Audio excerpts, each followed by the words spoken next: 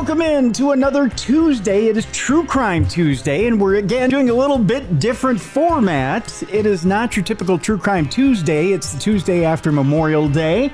Again, happy Memorial Day to one and all. All gave some gave all. We are observing the Memorial Day weekend, and we are paying homage to the people who gave their lives for us, for our freedom, for our country. We salute those who have done so. We also salute our veterans, those who have, again, sacrificed time, blood, and everything for our country. And we thank a veteran that's out there today that's listening to this program as well for this Memorial Day weekend. We don't have guests today, but we are ripping our stories from the headlines today. In order to do so, we bring in our co-host with the most, the BCB, the Big Cuddly Bear, Beer City Bruiser. Bruiser, how you doing?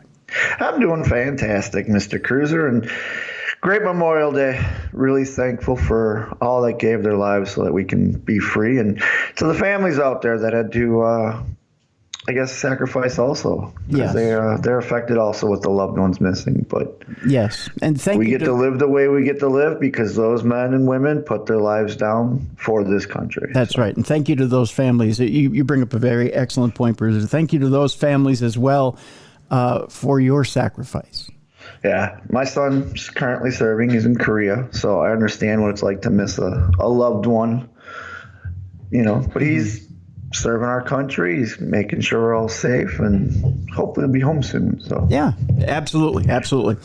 And to all active members, we appreciate the sacrifice that you have going on right now. It's tense times, so we really do very tense times. Yeah. Yes, it is. Yeah, so we really do appreciate what you're doing, even in quote unquote peacetime. There's no such thing as peacetime. We're always on alert. So we really do appreciate what it is you're doing for our country. So we really do appreciate you, especially here on this show. So.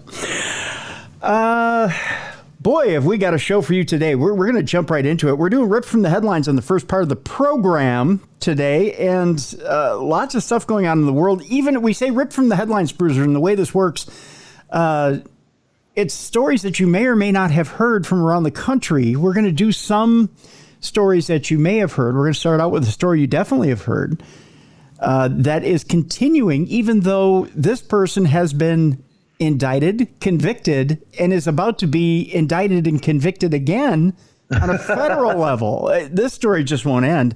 Of course, we're talking about Alex Murdaugh. We'll get to that here in a second, but we've got lots of headlines and Rip from the Headlines to begin with. Then we'll do Dumb Crime, Stupid Criminals on the back half of the program. So we've got lots of stuff going on today. We'll get the funny going on. We'll get the funny on the end, on the back end. To lighten things up, but we'll first start very seriously with Rip from the Headlines. We're talking Alex Murdaugh to start with, Bruiser. He was indicted last week on financial fraud charges related to his housekeeper's death.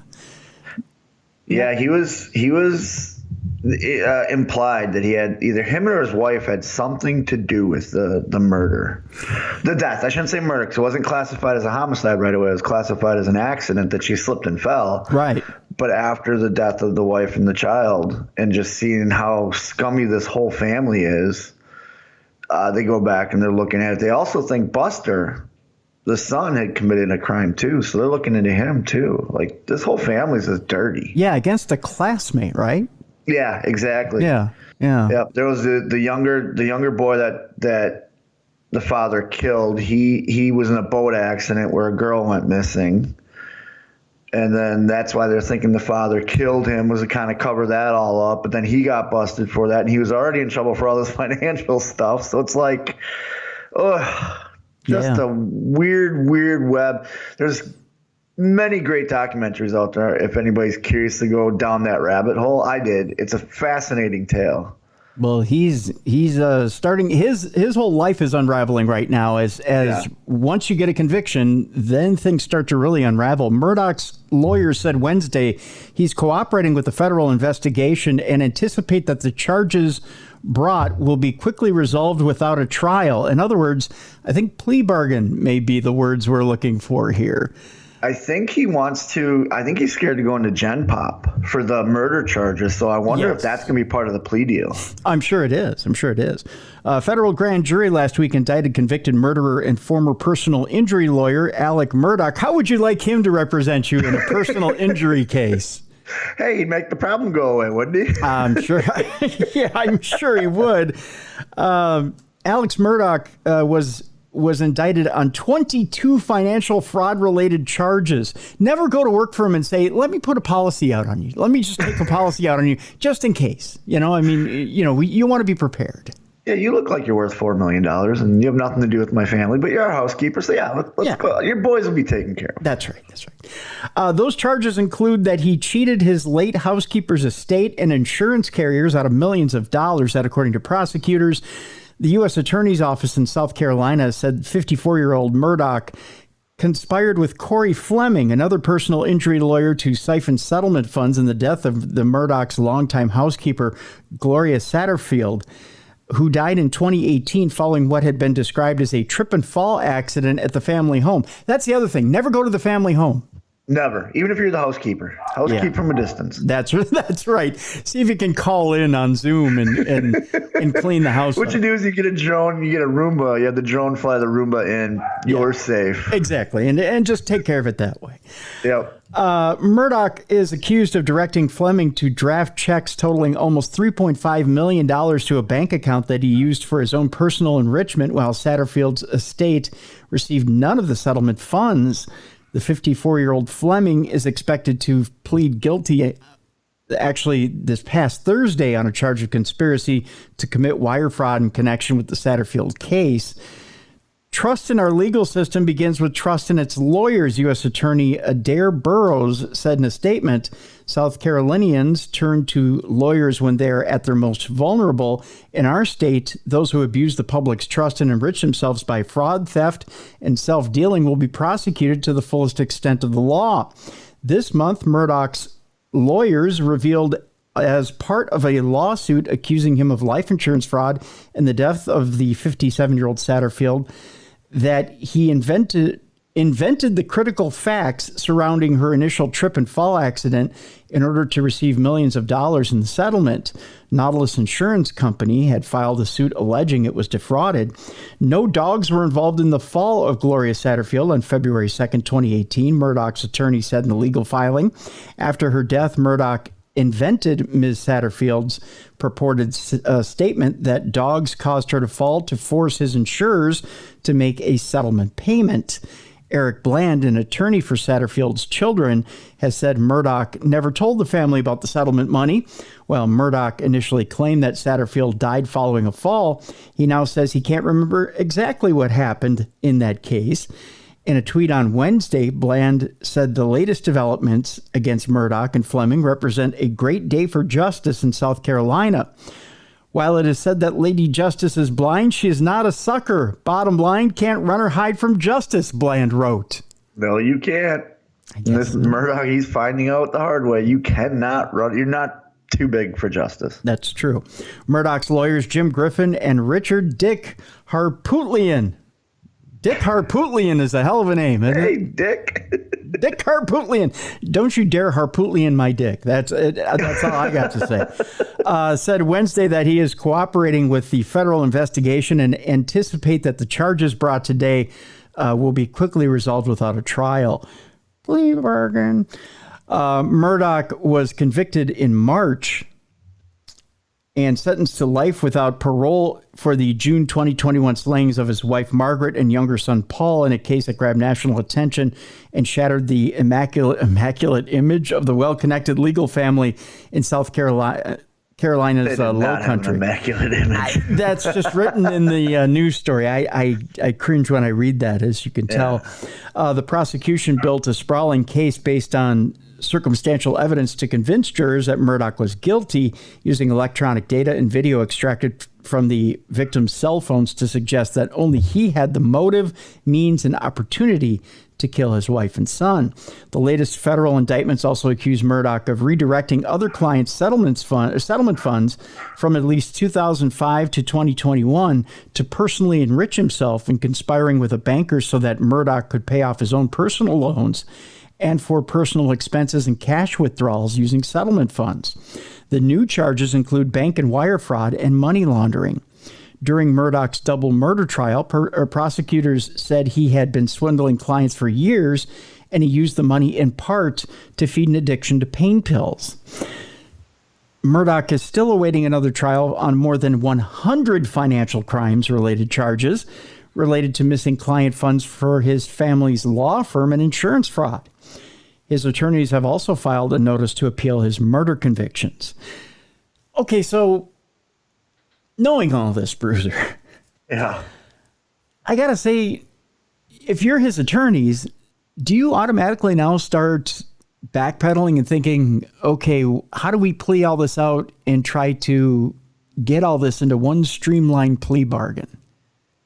Oh, yeah, they're definitely going backwards. I mean, working backwards because he right off the bat lied to them.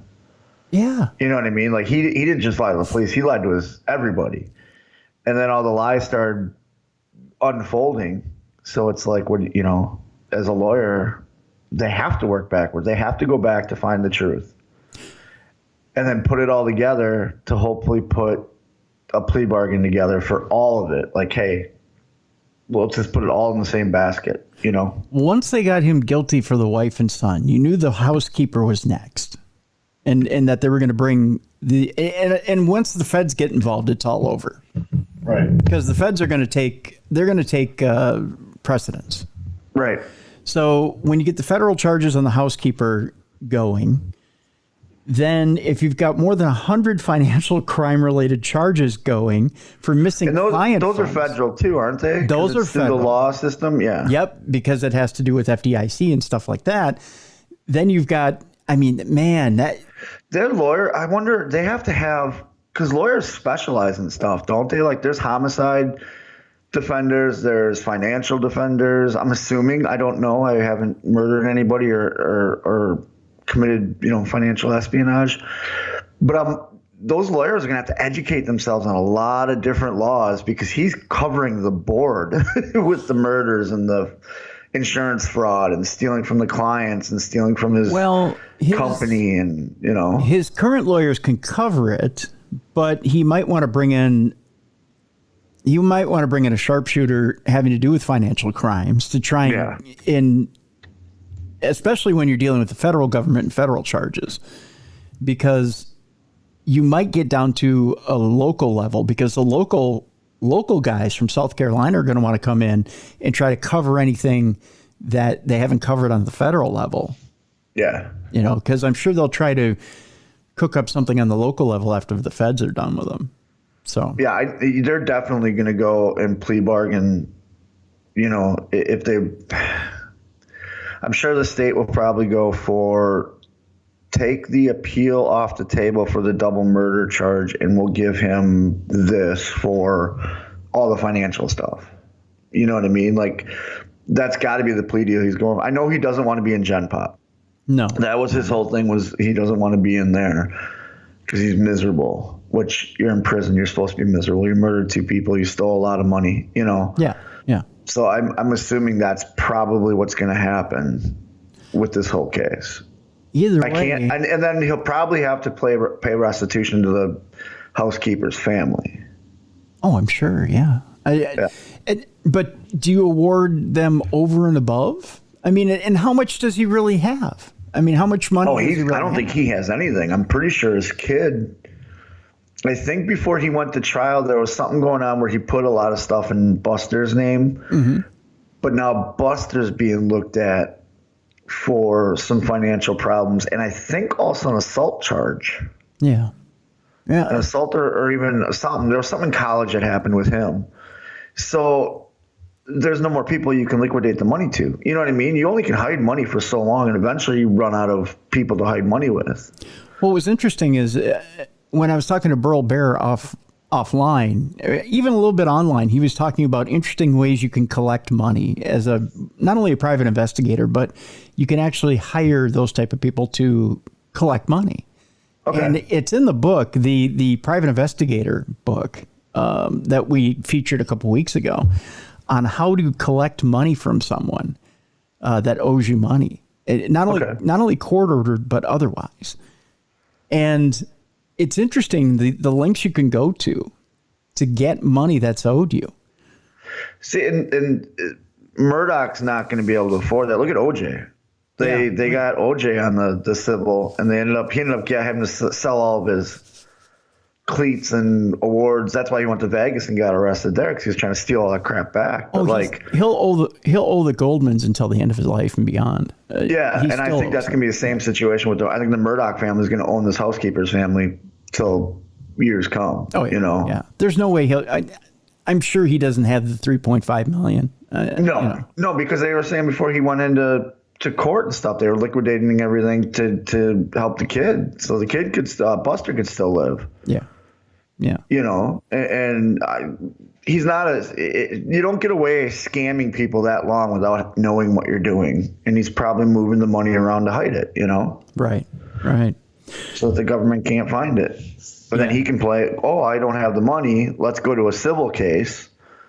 Okay, it's going to be an OJ situation. He's going to owe them till the end of his life. Right. Very much so.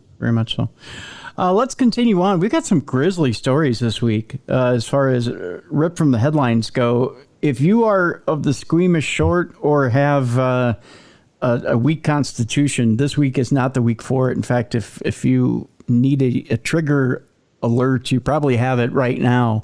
The next few stories are not for the faint of heart. We start in Texas, where a Texas man is sentenced for stalking and killing an ex in an attempt to gain custody of their daughter. We go to Rowlett, Texas, where a 36-year-old man will spend over 4 decades in federal prison for killing his ex-girlfriend in an attempt to gain custody of their young daughter. The U.S. Attorney's Office for the Northern District of Texas announced Wednesday, May 24th, that U.S. District Judge Jane Boyle sentenced Andrew Beard to 43 years in prison after he pleaded guilty in June of 2022 to cyberstalking using a dangerous weapon, resulting in death, and discharging a firearm during a crime of violence. On October of 2020, Beard placed a GPS tracking device on 24-year-old Alyssa Burkett's vehicle and followed her in a newly purchased black SUV to an apartment complex where she worked.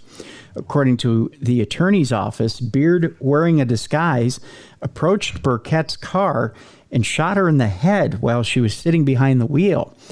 Beard, believing she was dead, drove away. Burkett, severely injured and bloodied, went to a nearby building and tried calling for help. Beard, however, realized she was still alive, so he went back and stabbed her 13 times with a sharp object. Oh, wow. Yeah. Burkett succumbed to her injuries in the parking lot, and Beard drove away for a second time. In an interview, Burkett's mother and co-workers reportedly told responding police officers that Burkett believed he was tracking her, and she worried Beard would kill her. Burkett's boyfriend told authorities Beard seemed overly obsessed with Burkett and their child, that according to the attorney's office. Officers located and stopped Beard around 3 hours later as he drove away from his home in a white truck. Investigators seized 3 phones, including a prepaid burner phone. According to the attorney's office, officials noticed an online search for what is the best way to remove gunpowder residue from hands on one of the confiscated phones. It's a dead giveaway. You shot a weapon. Don't want people to know you shot a weapon. Exactly. Inside his car, officers found hiking boots that had been cut into pieces and soaked in bleach. They also reportedly located a battery that matched the GPS tracker on Burkett's car, as well as a written script Mr. Beard had used to phone in a false drug tip against Ms. Burkett a month earlier. Boy, there's evidence all over the place right here. Yeah, this guy's guilty as guilty can be. Yeah. According to the attorney's office, as part of his guilty plea, Beard said he called in a false tip on September 2nd of 2020 and had placed drugs and a gun in Burkett's car. Beard reportedly called himself Frank Marrow and said Burkett was selling drugs out of the trunk of her car and advised police to check the spare tire well. While officers searched Burkett's tire well, they reportedly recovered illegal drugs and a gun.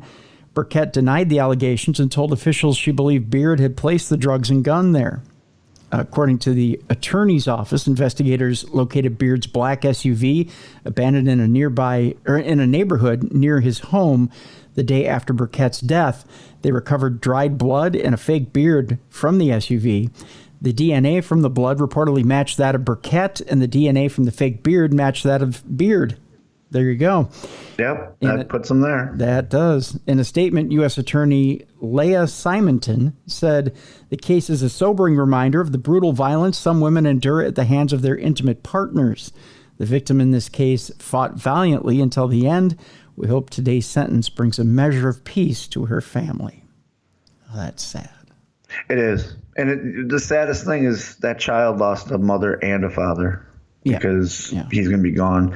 And I have children with women that aren't my wife, and the court process is a pain in the ass. It really is. And it goes so long, and the father always looks in the negative light in that. But keep doing it the legal way. That stalking them and all that is not the right way to handle that, because you're not thinking of your child at that point in time. You're now thinking of just yourself and how can I get back at so-and-so. Well, and there's just a simple word of advice to most males out there. When you feel like you're out of control, stop and go see a therapist. Exactly.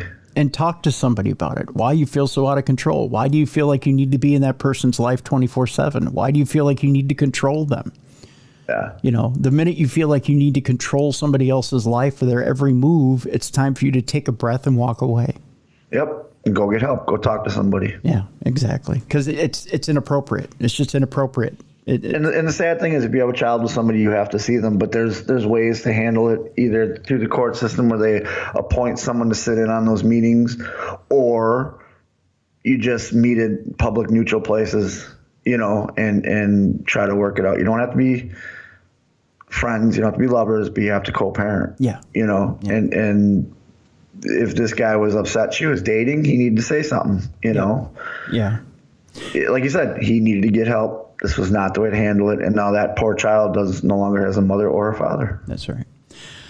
This one, extremely sad, folks. And again, I'm going to put a trigger warning on this one because it has to do with a young child. Delaware mom pleads guilty to killing a 3-year-old daughter and leaving the burned remains on a softball field. We go to Smyrna, Delaware, where a mother pleaded guilty this week to murder by abuse or neglect in connection with the death of her 3-year-old daughter, whose remains were discovered on a softball field almost 4 years ago.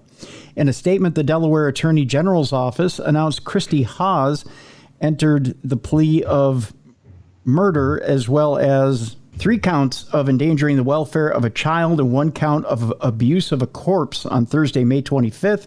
She reportedly agreed to the recommended sentence of 30 years in prison, though she will be formally sentenced at a later date. She faces a mandatory minimum of 15 years, that according to the Associated Press. Christie's husband, Brandon Hawes, pleaded guilty to child endangerment back on Friday, May 26th. According to the Attorney General's office, on September 19th of 2019, Smyrna police officers responded to the Smyrna-Clayton Little Lass softball fields after receiving a call about the discovery of a child's remains. The victim was identified as Emma Grace Cole over a year later. In the indictment, the Delaware Attorney General's office alleged that Christy and Brandon Hawes deprived Emma of sufficient food and needed medical attention, and subjected Emma and her siblings to excessive forced exercise and inappropriate physical discipline. Brandon Hawes was Emma Grace's stepfather. They were arrested in October of 2020 in Pennsylvania, and Christy Hawes faced multiple charges, including child abuse, assault, abusing a corpse, and reckless burning. The Delaware News Journal reports that Emma Grace's body had been burned. Attorney General Kathy Jennings said in the news release what this defendant did to her own daughter was heinous, and this week brings a complex and harrowing case to a just end.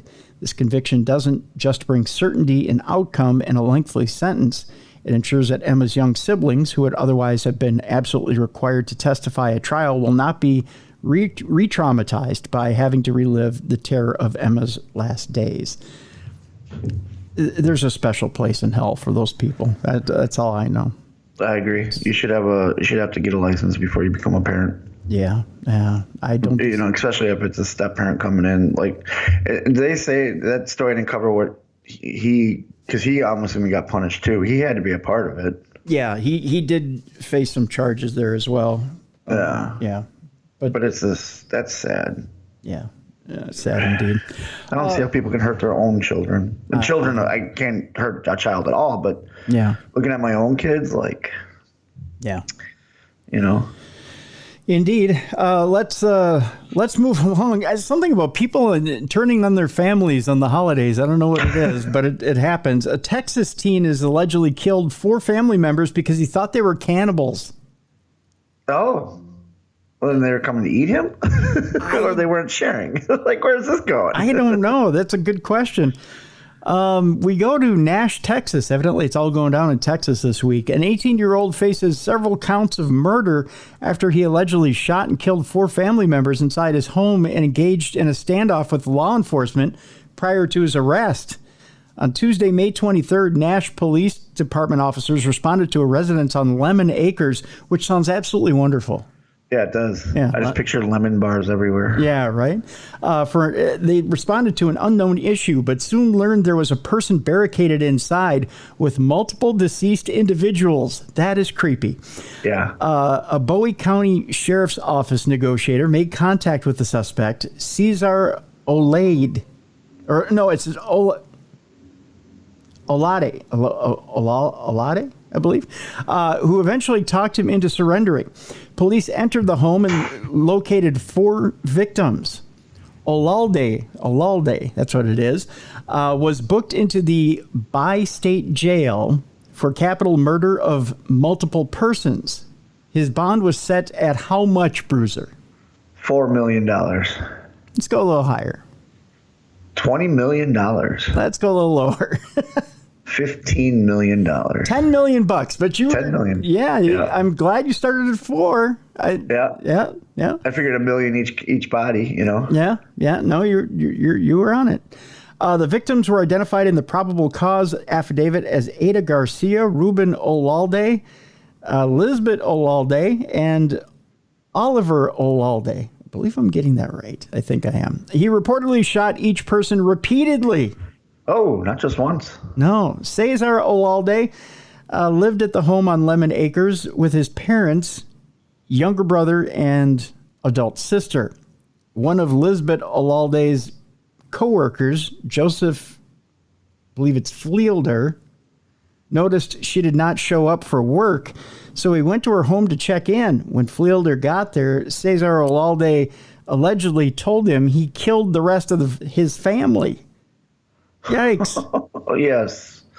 Fleeter reportedly told investigators Olalde made statements that he killed his family because they were cannibals and they were going to eat him. See, yeah, they thought, okay. Yeah.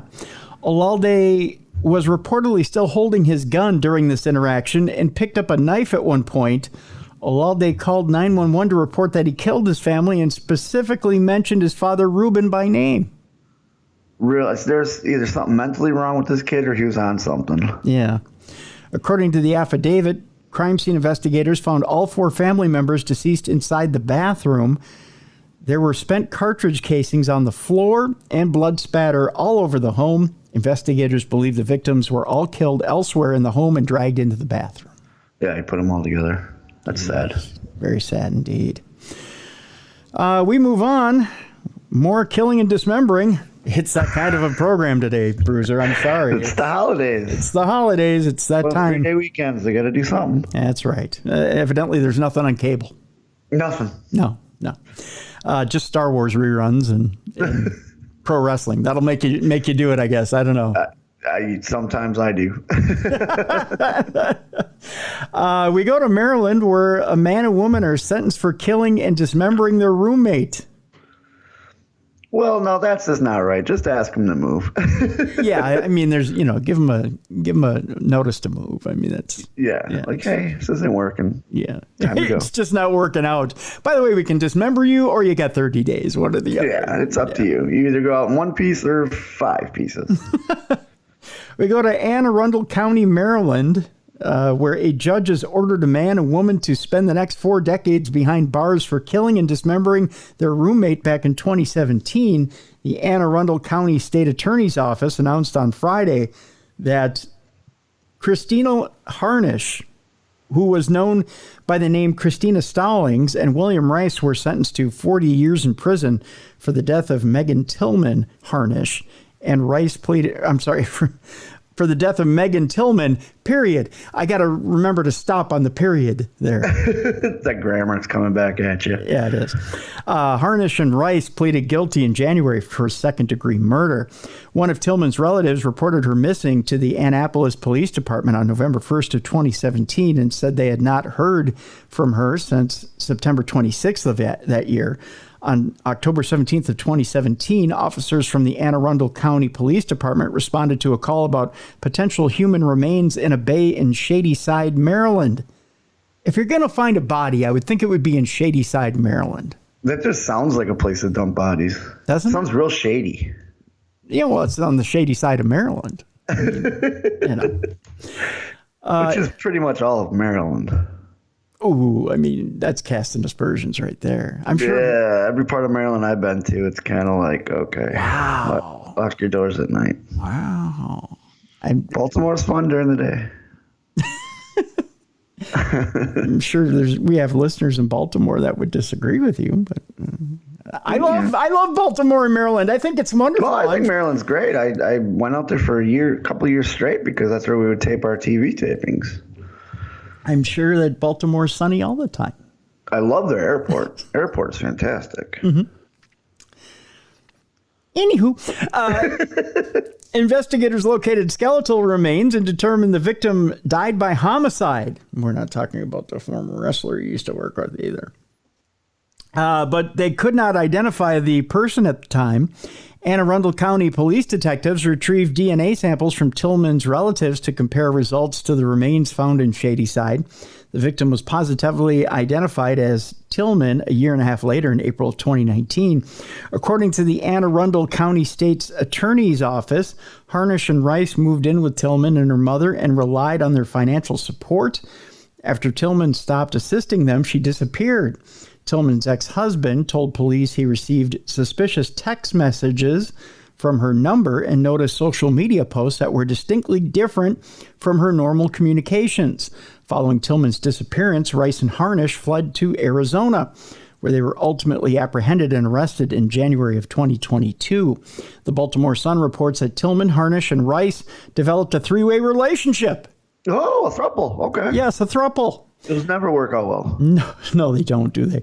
On the day she died, Tillman and Rice reportedly got into a physical altercation that involved Tillman breaking his glasses. Harnish punched Tillman, then Rice started choking her. Harnish reportedly covered Tillman's mouth and nose until she died. Harnish and Rice's attorney argued that they were drunk and high on crack cocaine when they killed Tillman. Yeah, because that makes it better. Yeah, that never does. You know what I mean? That doesn't paint your client in a good light. No. Crack cocaine never solves anything. No. That's for sure. You should probably leave that out. Yeah, that's one of those that you gotta, just saying. Got 3 stories left here on Ripped from the Headlines. This next one is an interesting one in that we continue with the dismembering. I don't know what it is about dismembering today, but it is. Got to get rid of the body somehow. I guess. A man accused of killing his landlord with an axe, wrapping the body in a tarp and covering it with wire fencing. Oh, yeah. Keep the bugs out. Keep the dogs out. Keep the bugs out? I don't know how I said that. Keep the dogs out. Keep the dogs out. Oof. Man, wire fencing is expensive nowadays, too. It is. Yeah, it's not cheap. He spent good money and time on it, I guess. I don't know. We go to Portsmouth, Rhode Island, where a 24-year-old man was taken into custody this past week for allegedly fatally beating his landlord with an axe and hiding his body under a tarp on the property. On Monday, May 22nd at approximately 4:30 p.m., I believe this is Tiverton Police, contacted the Portsmouth Police Department and asked them to conduct a welfare check on the victim. It's Zhu Feng Wu. Wu reportedly left his home in Tiverton that morning to check on a property in Portsmouth and never returned. Portsmouth police officers went to the Portsmouth property located on West Main Road and spoke with Jacob Morrill, who allegedly said Wu was there earlier that day but left to go to court in Providence. Less than 2 hours later, Morrill reportedly called Portsmouth police and informed him that he struck and killed Mr. Wu. That's brutally honest. That's just so, like, what a dick move. They're already out there. Yeah. He sends them away just to call him up to say, hey, come on back out. You were right. He's here. Yeah. I killed him. Yeah. My bad. Whoops. I just slipped and killed Mr. Wu. Morrill met up with officers at a gas station near the residence and was taken into custody. Police found Wu's body on a path near a wooded area. Police said Wu's body was wrapped in a tarp and held down in place by a section of wire fencing and other objects in an area of brush. Police noted Wu suffered apparent severe head injuries. During their investigation, police learned Morrill and Wu allegedly got into an argument in the garage, and Morrill struck him in the head with an axe. That's one hell of an argument. That is. I wonder what they're probably money. Rent was going up, I guess. Yeah, I bet you anyway that's what it was. Yeah. Morrill then allegedly moved Wu's body to the wooded area. Police obtained a search warrant and seized evidence from the home, including the suspected weapon. Morrill was booked on a charge of first-degree murder. Court records show a judge ordered him to be held without bail. So there you go. So he's going to jail for a very, very long time. Yes, he is. Does this guy look like he's swinging an axe to you? He looks more like he's probably shooting arrows.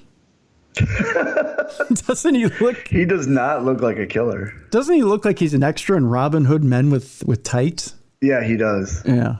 Or like some sort of biblical piece. He's like the people throwing rocks at somebody or something. Yeah.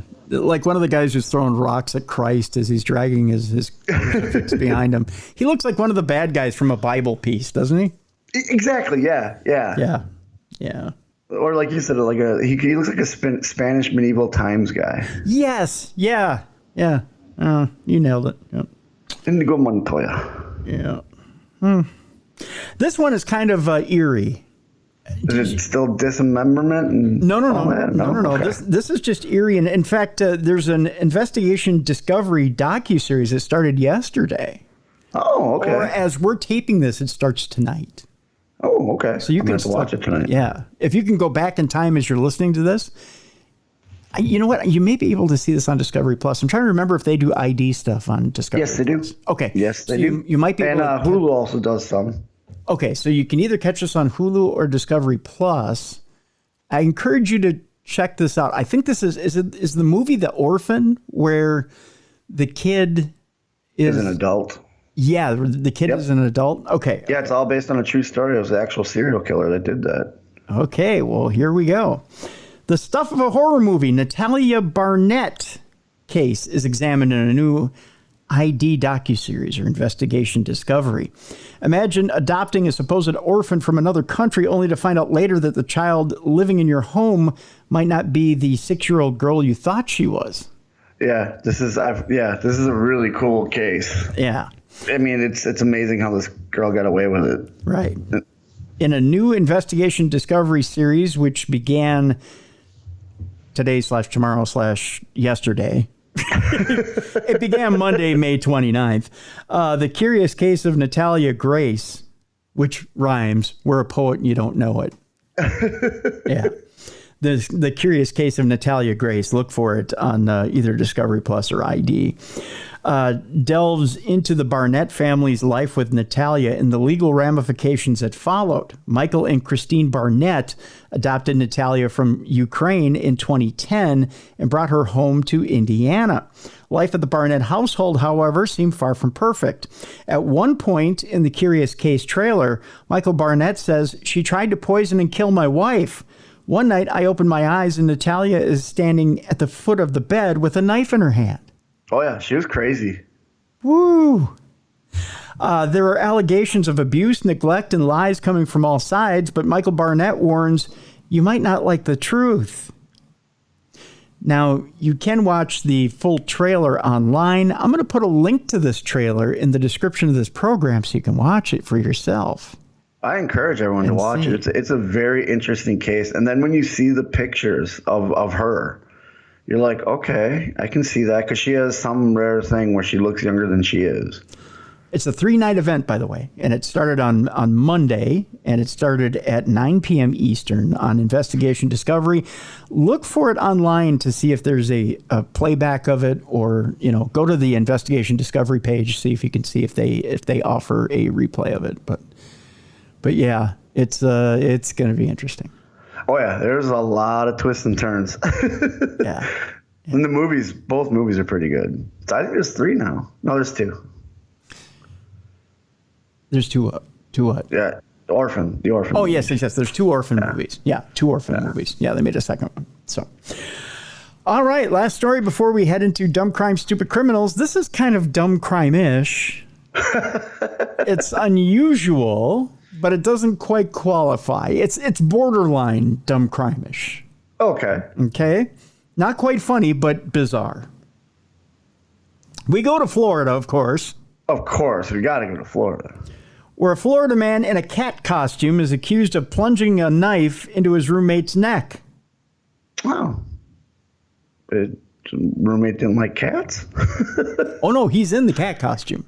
Oh, I know, yeah. And his roommate said, oh, I hate cats. Oh, yeah? Yeah, I don't know about that. Is it Alachua County, Florida?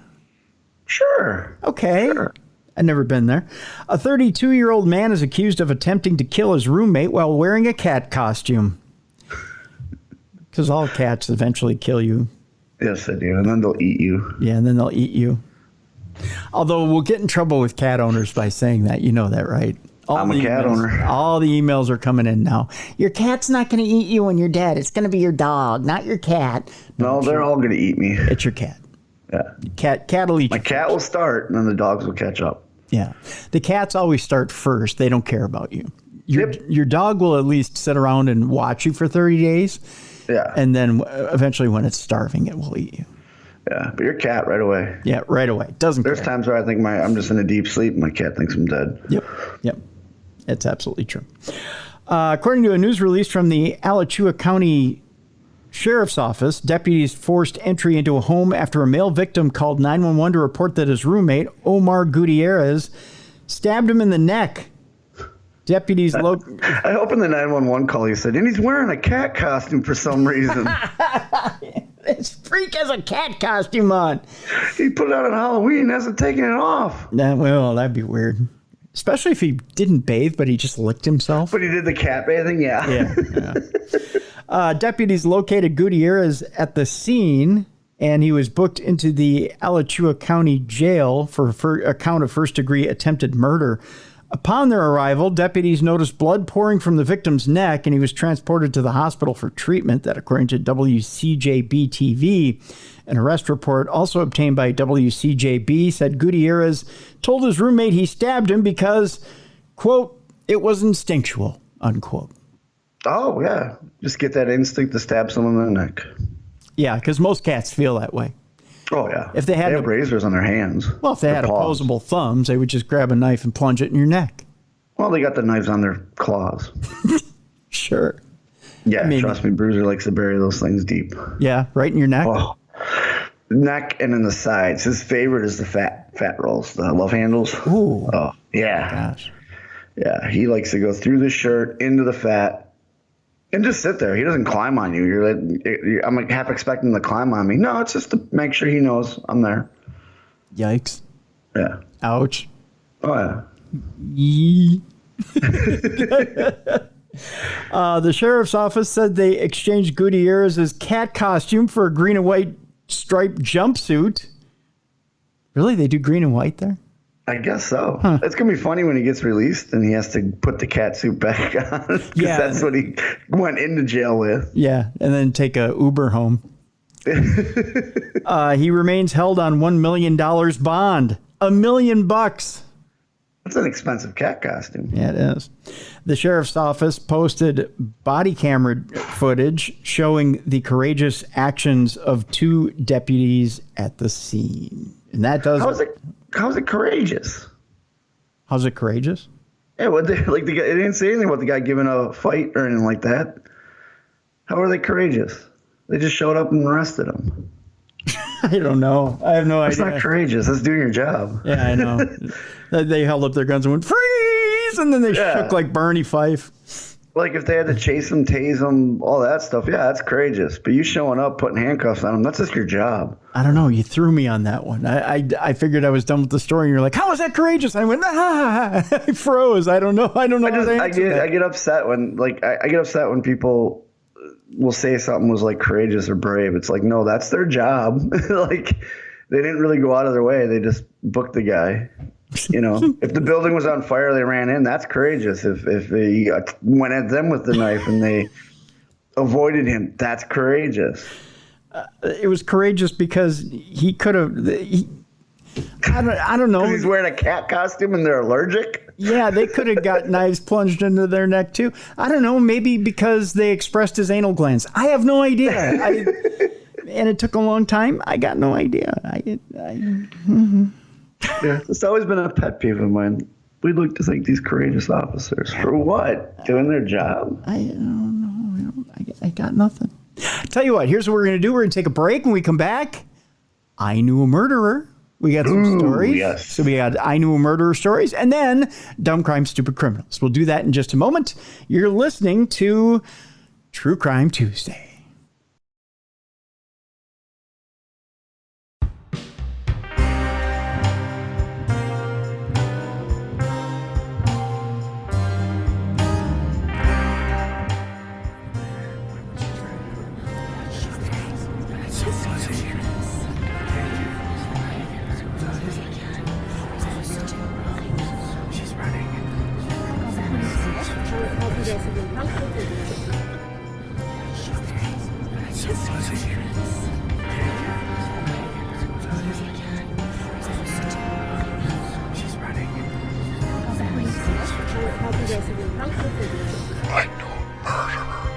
Welcome back to the best in true crime podcasting. This is True Crime Tuesday. I'm the cruiser. Right over there is the Bruiser. We're also known as Tim Dennison and Beer City Bruiser. It's a special Memorial Day edition of Ripped from the Headlines and Dumb Crime, Stupid Criminals. One of the things we told you we'd start doing here on the program, I actually got an email this past week that said, hey, I heard some podcast is doing I Knew a Murderer. Is that you guys? That's us. That's us. So hi, how you doing? That's us. We asked for we want to hear. We like hearing stories. Yeah, we asked for your submissions. So we're going to read a couple of them that we've gotten from you guys.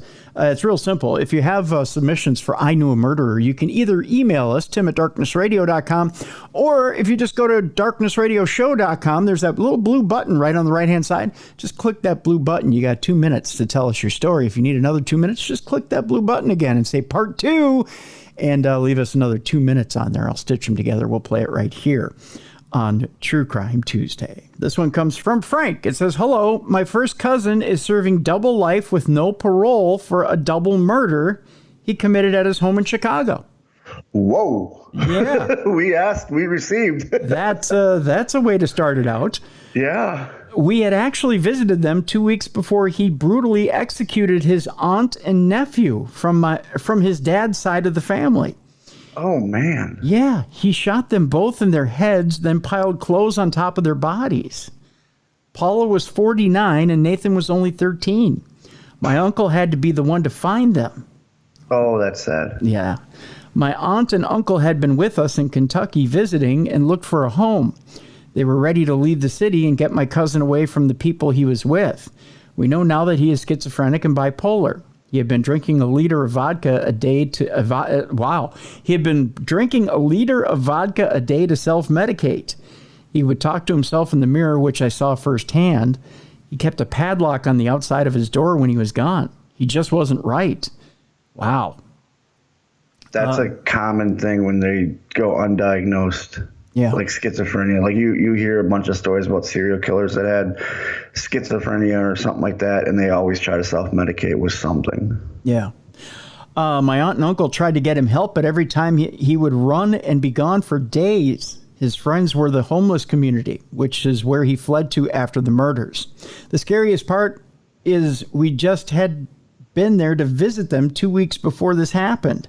It could have been all of us. He needed $7 for vodka. He killed them for $7. Addiction will do that, man. Addiction, because it sounds like he was not only schizophrenic and bipolar, but an addict too, an alcoholic. It says, this is a short version. I love you guys. Cruiser and Bruiser, my dudes. Oh, it comes from Sarah. This is from Sarah. So, thank you, Sarah. Yeah, thank you, Sarah. Appreciate it. We got another one here. One more here. This one comes from Lance from St. Louis, Missouri. It says, I am kind of related to Chris Coleman, who murdered his wife and 2 kids back in 2010. My father was adopted. It says, my father was adopted by Chris's grandfather. So I guess that makes us adopted cousins? Question mark. Yeah. I can remember going to my family's reunion and seeing Chris with his family. I never really interacted with him since my father and I had a falling out in my teenage years. I can remember being in college, getting ready to take a semester final, and getting a phone call from my mother that Chris's wife and children were murdered. Once he was arrested, it caused quite the rift on my dad's side of the family, with those wanting nothing to do with him and those that professed his innocence, even to this day. My father and I are on better terms now, but he still doesn't want to talk about Chris. Chris was the head of security for Joyce Meyer's ministry and was having an affair with a stripper from Tampa, Florida. He wanted a divorce from his wife, but she refused. Chris still claims his innocence, but I've always assumed the murder was his way of getting out of the marriage. The whole story on this is wild, and I'm sure you'd be interested in researching it for your show. Actually, yeah, I would be. Yeah, please. Yeah. Chris Coleman's father is a pastor of a church in Chester, Illinois. My father used to go to this church, and he had to leave the church. It says, and he had to leave the church was the sermons turned into talk about Chris's when the sermons is what he means, turned into talk about Chris's innocence, and that the congregation should donate money for Chris's defense. So basically, when all the talk turned to Chris's innocence and they were trying to raise money for his defense. Yeah. There's even a news interview out there where Chris's father talks about how if a woman does not do her womanly duties, then a man has a right to leave her. Crazy, wild stuff. Love the show, and I never miss an episode. That's Lance H. from St. Louis, Missouri. Thank you, Lance. Yeah, definitely going to look into that. Yeah, definitely. Yeah, we need to get that case here on. When he first said to Chris, I was thinking the guy in Colorado that killed his wife and 2 kids. His pregnant wife and 2 kids. And then he went on the news looking for her and all that. Oh, yeah. Yeah, that's the way I thought at first. And I was like, whoa, but this is even just as compelling. Yeah, I know the one he's talking about. Well, at first when I said Chris Coleman, I thought we were talking about Chris Coleman, the mayor of St. Paul. I was like, wait a minute, he did what? But no, all he ever did was run for governor. So I get one of these for that. I feel so lonely without my rim shot. Yeah, but I know which Chris Coleman he's talking about now. So with that, it's time now for Dumb Crimes and Stupid Criminals. It's Crayon News story time.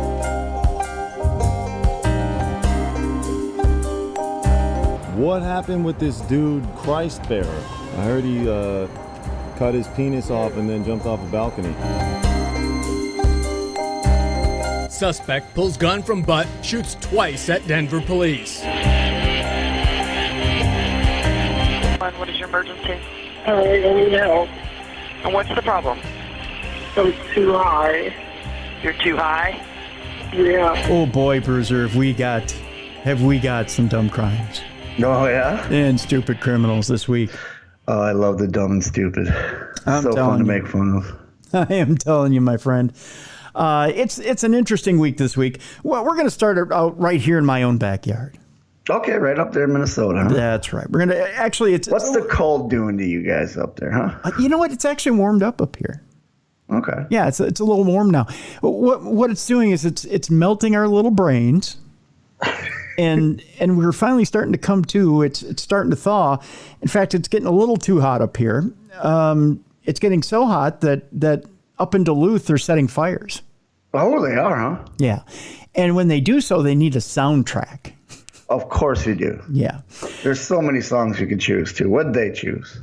Well, Well, you could do "It's Getting Hot in Here" by Nelly. Yeah, there's that one. Our house. Yeah, our house is burning. Yeah. Our house. Yeah. What else? Bloodhound Gang. The roof. The roof is on fire. Yeah, that's a good one. Let's see. There's all kinds, and there is. There's the good old fashioned fire, right? Oh yeah. Yep. Ohio Players fire. This guy likes irony. This guy from Duluth, Minnesota is where we're going. Yeah, his name is Travis Carlson. He's only 37 years old, but he likes to start them fires, keep warm. He's more of an East Coast guy, So he decided he'd go with Billy Joel.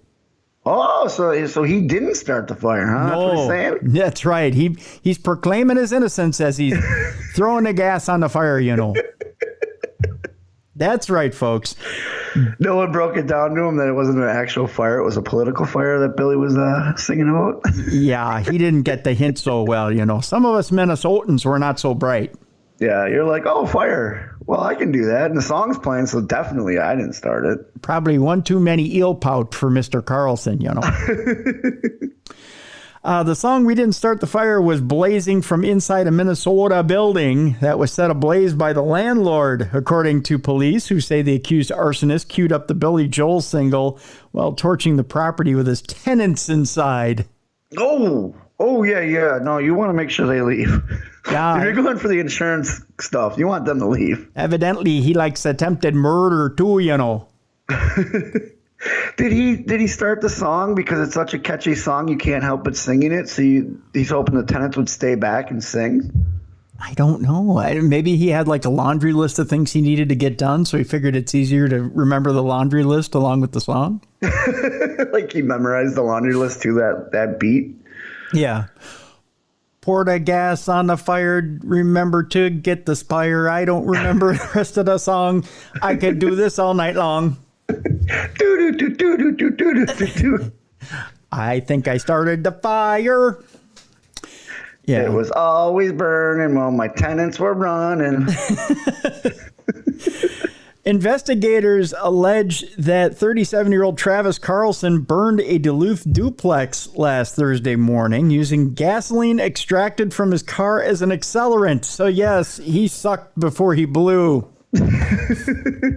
How are you going to get away there, buddy? You're out of gas, and it's real expensive right now. It is, yeah. You don't want to pump separate gas over there at the Exxon station. You want to take it right from your car. Yeah. He's being held in the county jail on only $75,000 bond, or bail, rather. And he's been charged with arson in the first degree, a felony carrying a maximum of 20 years in prison. And what's funny, when they booked him, they were playing Folsom County Blues by Johnny Cash. He doesn't hear the train a-coming because he's got roaring fire in his ears. They played some Jailhouse Rock when he got locked in. No. Elvis was actually there. Like, you're booked on some arson charges. You ain't nothing but a hound. That's pretty hot, baby. As detailed in a probable cause statement, Duluth Police Department officers were dispatched to the duplex around 4 a.m. following a 911 call. That's when Travis Carlson said, 911 is a joke. And while the cops rolled up, the cops' theme song was playing. Bad boys, bad boys. What you gonna do? Yeah. What you gonna do when they come for you? Bad boys, bad boys. What you gonna do? No. When first responders arrived, they saw the upstairs apartment was in flames with "We Didn't Start the Fire" blaring from the upstairs apartment. At least they knew the song and they weren't yelling, well, then who did? Tell us who did. We'll go get them. Tell us. Yeah, we'll go get them. Carlson, who purchased the building in 2005, lives upstairs and rents out the downstairs apartment in the property, which was built in 1901. Oh, so it went up pretty good. It's quaint. Yeah, it was pretty much a tinderbox. Yeah. which it went up pretty good. That's all you can say, Bruiser. You can't say anything charming about the home. It's only 122 years old. And it went up like a tinderbox. You said it yourself. Bruiser's like, oh, no, it's a quaint little home. You're like, no, that sumbitch went up quick. The downstairs tenant told cops that he was awoken to the sounds of Carlson smashing glass and breaking things inside the upstairs unit. A neighbor While blasting Limp Bizkit break stuff. A neighbor reported seeing Carlson wearing a helmet and smashing his own windows around 3:30 a.m. The witness added that he saw Carlson under his truck with gas cans going in and out of the house. Oh, that can't be good. Yeah, you might want to leave. Like, that's when you call 911. Yeah. Like, hey, man, we got a smooth criminal here. Can you come on out and take a look at this? So you know, it's in the air tonight. So they see him going in and out of the house before, and they said, where are you? My house in the middle of my street. My house. So they see him going in and out of the house before seeing a flash like a fireball. And that's when they yelled, "This is the final countdown." A flash like a fireball coming from the upstairs apartment. That pretty much means that this is the end. This is the end, my friend. The end. Arson investigators discovered a drilled hole in the gas tank of the defendant's truck. That's because he had to break on through to the other side. No. Arson investigators discovered a drilled hole in the gas tank of the defendant's truck and lids to gas cans laying on the ground by the truck. It looked like a highway to hell. I can do this all day. Additionally, a drill was found nearby. I'm waiting. You don't have one for that? It's a pile driver. No. The downstairs tenant told cops that after Carlson laid ruin to his own apartment for 20 minutes, he knocked on the tenant's door to announce, "Indigata da vida, baby." No. He said, it was 20 minutes, he said. He said the house is on fire. Then he said, "We don't need no water. Let the motherfucker burn." He did say the house is on fire. He did. Okay. Yeah. Hey, let's go. We're free as birds. I put the let the water. I put that on the end. Carlson was arrested the following day and was found with fresh burn injuries to his legs and arms. While Carlson's tenants had been He was burned because he was expecting it to be a brick house. No, you really came up with brick house for that deal. Oh yeah, I see. She was a brick house. Yeah, she's mighty. Just letting her all hang out. Now, come on, Tim. Are you really Shaka Khan? Are you? Huh? Are you really Shaka Khan? Come on. That's not Shaka Khan. That's kind of shocked, like you're shocked. Oh, shocked. Yeah, see, I can't give you a rim shot for that. So, hey, did they all jump out the house? Might as well jump. Go ahead and jump. I'm not giving you a rim shot for that. They could have jumped around. Oh no, come on. Because you know what they said to the fire as they left? What's that? You can't touch this. Come on! These are great! I gave you one. You got one.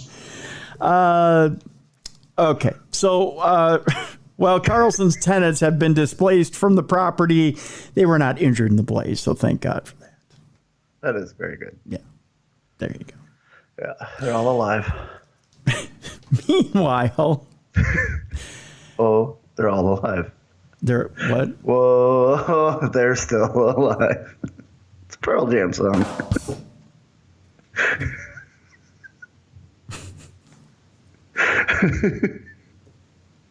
We'll leave you with that one.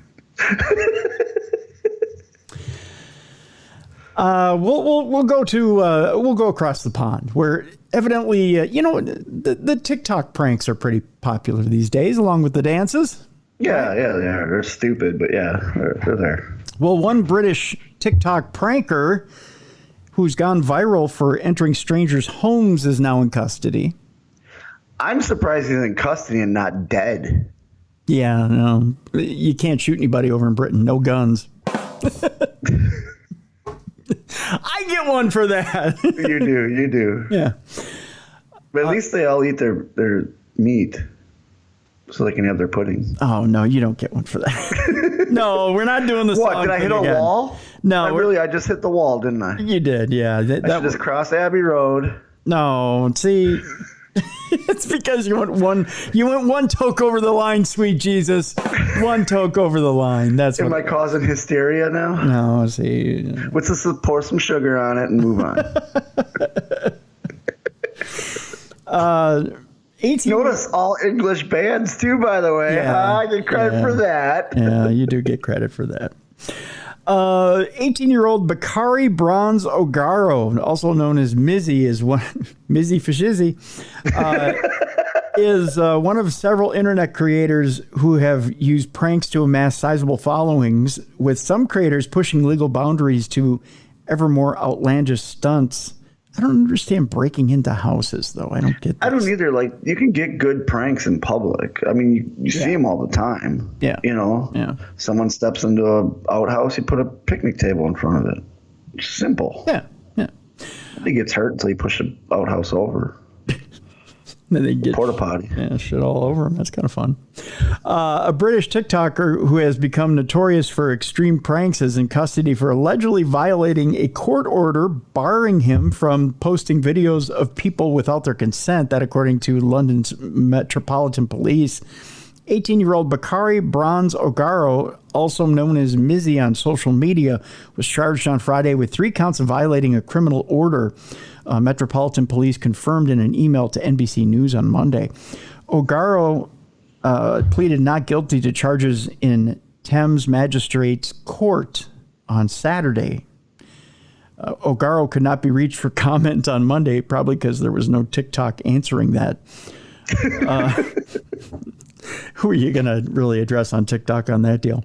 Ogaro is one of several internet creators who have used pranks to amass sizable followings, with some creators pushing legal boundaries with ever more outlandish stunts. Ogaro's pranks have included stealing an elderly woman's dog. What? Yes. Ogaro later returned the dog. You know, there's a fine line between a prank and a crime. Yeah, that's a crime, yeah. That's 100% a crime. Yeah.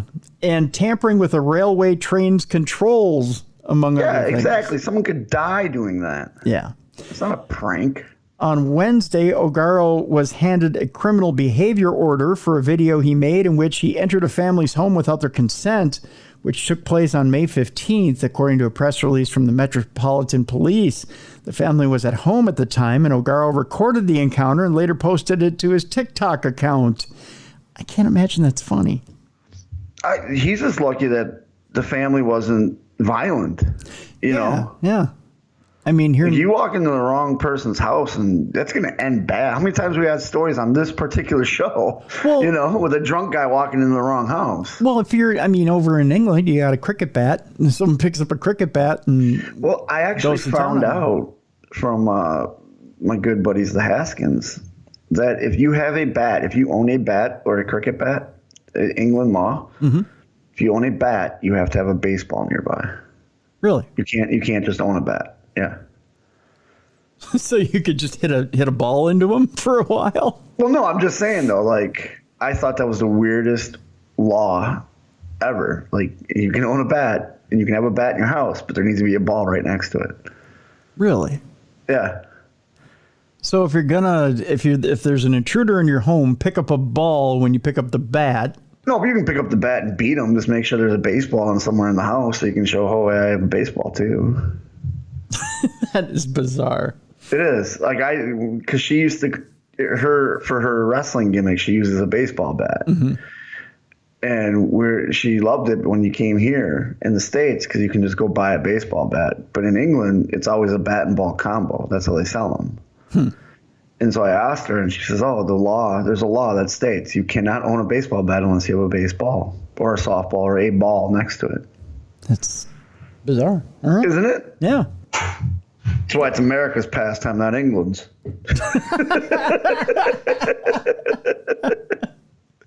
Well, that's one way of looking at it, yeah. At the hearing, O'Garrow pleaded guilty to violating a community protection notice he was given in May of 2022. Judge Charlotte Krangle issued a 2-year criminal behavior order, which barred O'Garrow from posting videos without the consent of those being filmed. She also barred him from Westfield Stratford City, a shopping center in Stratford, East London, and fined him £365. Good. Yeah. Hopefully this kid learns his lesson. Probably not. No, probably not. O'Garrow allegedly violated the criminal behavior order the day after it was issued, leading to his arrest on Friday. There you go. Prosecutors claim he twice violated his criminal behavior order by posting a video of people without their consent. A third violation stems from O'Garrow allegedly visiting Westfield Stratford City. A video of O'Garrow being taken into custody showed him hugging friends before being led away by police. O'Garrow's next court appearance is scheduled for Tuesday. Some people have referred to these as prank videos, but I hope that this outcome demonstrates just how seriously we have been taking this investigation and the understandable public alarm since this footage began circulating online, Detective Chief Superintendent James Conway of the Central East Command Unit said in a statement. So there you go. Boy, oh boy. There's so many things on TikTok that are just, because wasn't that where the whole Tide Pod thing started, was TikTok? And then the NyQuil chicken was TikTok. Like, people that post stuff like that got to realize there's idiots out there that'll believe you. Oh, yeah. Like, they'll see it and they'll believe you. Oh, yes. Oh, yes. From one challenge to another. You ready for this? Yeah. It's the Drunken Father Challenge. I shouldn't joke about this because this was just disgusting, but a Pennsylvania father is accused of taping a pacifier into his infant's mouth. That's not how that works. No, that's not how you keep the baby busy. No. A Pennsylvania father was hit with child endangerment charges last week after he allegedly taped a pacifier into his infant's mouth in a reportedly drunken stupor. What was the purpose? Kid kept spitting it out. That's a game to them. Yeah, it kind of is, yeah. Yeah. My kids used to do that all the time. Guess how That's old... like if they're in the high chair, they push the toy off. You pick it up, they push it off. It's a game. Yeah. Guess how old Dad is? 43. Go younger. Oh, he's younger. Okay, so 18. Yeah, you're close. 22-year-old Jordan Hurst. 22. Yep. Was allegedly drinking on the night of April 25th when he called family and friends in a panic because he couldn't find his 18-month-old son. I'll give you 3 guesses. Not you, but I'm just saying I'll give Dad 3 guesses. Friends found the child on the floor of his nursery with a bloody nose. Because he couldn't breathe. Yeah. So it's brain damage. Yeah. They later discovered Hurst's 2-month-old daughter with the pacifier taped into her mouth, that according to court documents. The dad, who had previously been honored for his work as an EMT, this guy's trying to save your life as well. Think about that for a moment. No. Made several frenzied calls to friends at around 8 p.m. that night, asking for help to find his young son, that according to the local station. When 5 friends arrived at Hurst's South Greensburg home, they found that the 18-month was laying on the floor next to his crib with dried blood in and around his nose, that according to police. 2 of the friends brought the child to his grandmother's house, while the other 3 stayed behind and made the shocking discovery of finding his younger sister's mouth taped shut with a pacifier in it. That according to the station. All 5 friends and even Hurst himself told police that he was drunk that night. The father said he was so intoxicated that he doesn't remember what happened for 8 hours from 7 p.m. that night till 4 a.m. the next day. Oh, see, I like to have a few drinks. We all know that.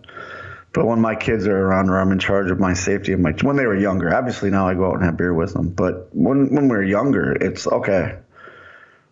I can either have 2 or 3 now and then I got to stop, or I'm just not going to drink tonight. Yeah. Because I have, Yep. the youngins. Neighbors told the local station they were shocked to learn of the allegations against the young father, who was honored 2 years ago for helping to save a woman's life while on duty as an EMT for the Irwin Volunteer Fire Department. The woman went into cardiac arrest before Hurst and 2 co-workers who were also honored were able to revive her. Hurst was charged with 2 felony counts of child endangerment and 1 misdemeanor charge of reckless endangerment. He was released after making a $25,000 bond and will return to court on June 9th. Throw the book at him. Well, yeah. I mean, you got to do something. He's got to learn somehow, right? Yep, exactly. I mean, that's just the way it has to be. You gotta learn somehow. Yep. You gotta learn somehow. Speaking of just dumb stuff, we're just going to get into dumb stuff here for the next couple of stories, if you don't mind. Don't mind at all. I love dumb stuff. It's just going to be dumb stuff for the next few stories because I found a bunch of dumb stuff this week. And then we're going to get into some salacious stuff. This next dumb thing we're going to cover, on this Memorial Day weekend, Bruiser, you have a lot of people who will be camping. It's the beginning of summer. It's the very beginning of summer. And some people like to take their RVs and they'll park them in Walmart parking lots because Walmart provides that service for some people. Okay. Well, that's nice of Walmart. Yeah. Walmart's very generous that way. Okay. Yeah. But people take advantage of that and they think that that's good at all stores because they have these huge parking lots. Like they might take and park their RV in a Target or maybe even like a Home Depot. But not all department stores do that. Yeah, because some of them don't want you there. Right. There's no such thing as soliciting 24 hours a day at that parking lot. Right. Walmart, some of them are open 24 hours, and Walmart expects you, if you're in their parking lot, if you need something, you're going to come into here. That's right. Buy it. You got it. What are you going to buy at 3 a.m. at Home Depot? Yes, that's right. You're not buying building materials at Home Depot at 3 a.m. All you're doing is taking up space. Yeah. And potentially looting is what they're worried about. Yes. It's a security issue. Well, we go to Rhode Island and to Coventry, where campers were ordered to leave the Home Depot parking lot. Because it is, after all, a crime. Yeah. Yeah. It's trespassing. And people they're pissed off. Well, yeah, because everyone today, because of social media, is self-entitled. So Walmart does it, so you should do it too. Exactly. Well, we don't sell toilet paper. No, go. Actually, I think you can get toilet paper at Home Depot. Okay. Yeah. Well, if you need a 2x4, you come and see us when we open at 7 a.m. We go to Coventry, Rhode Island, where what started as a few campers parked outside the Home Depot in Coventry has grown exponentially over the past few weeks. There is now a community of more than a dozen campers in front of the home improvement store off center of New England Boulevard. Okay, now that's too many. Yeah, right? Word got out, that's the new place to hang out, and Home Depot's like, yeah, nope, 12 RVs is too much. That's right. I think y'all need to get off our property. Misty McClendon and her husband have been living there for the past month. Yeah, you can't do that. Living there. Yeah, there's a chain store out here called Roses, and it's Roses, and then right next to the Roses is the Waffle House, and there's an RV park there. It's been there since I've bought my house, so it's been there for a year. And when you walk past, you see like clothes hanging out, like someone's living there. Wow. Yeah. I thought you were going to say next to Roses was the gun store, and then you'd have guns and roses. I should ask Roses if they sell guns. See? Yeah. I mean, you can't have more kismet than that. No, you can't. Guns and roses. Misty McClendon and her husband, of course, have been living there for the past month. The couple decided to sell their Cranston home after their children moved out, and then they moved into the Home Depot. I've heard of people doing that, which is fine. It's just you can't park there. You got to go someplace else. Right. Yeah, like a state park and buy a park license and go live there. I don't know. The husband's like, but I'm a reward member. Yeah, I have a rewards card. They said, we decided we were going to downgrade, she explained. My husband is a disabled veteran. Well, that's fine, but don't The Home Depot is not the government. Yeah, we have no problems with you living on your RV. We have problems with where you're parking your RV. McClendon said the downgrade helped them pay off her husband's medical bills, which is great. That's great. Awesome. Yeah. Just don't do it at Home Depot. The McClendons said the camping community was never bothered until last week when everyone woke up to eviction notices on their camper doors. The notices stated that the campers must pack up and vacate the parking lot by 8 a.m. on Wednesday. Overnight parking is not permitted. Parking in this lot is for customers of Home Depot only, the eviction letter read. Vehicles left overnight are subject to be towed at the owner's expense. No additional warning will be given prior to towing. I didn't feel homeless, but now I do, McClendon said. What? You drive your home. You're in your home all the time. You drive your home. That's not homeless. You're Home Depot-less. You're not homeless. You're home. You're driving. Do you think that maybe she has a blanket made out of Home Depot aprons? She's gotta. I bet they put their refuse in the Home Depot buckets. They have a porta potty made out of a cement bucket. She says, I didn't feel homeless, but now I do. There's just not enough time. But unfortunately, this is a situation. What do you mean there's not enough time? This is not a public area, she says. This is not a public area. You're the public. You're the public in your home. Bruiser, there's just not enough time. I mean, it's like you almost have to uproot everything and move. I mean, you actually have to turn over the key on the RV and hit the gas pedal. I mean, where are you going to go? Across the street? Up the road to Walmart.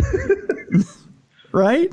Rhode Island is a beautiful state. There's probably RV parks you can go to. Are you ready for this? Oh, God. McClendon and her husband plan to head to either Goddard Memorial State Park or Arcadia Management Area. I mean, there's other places to go.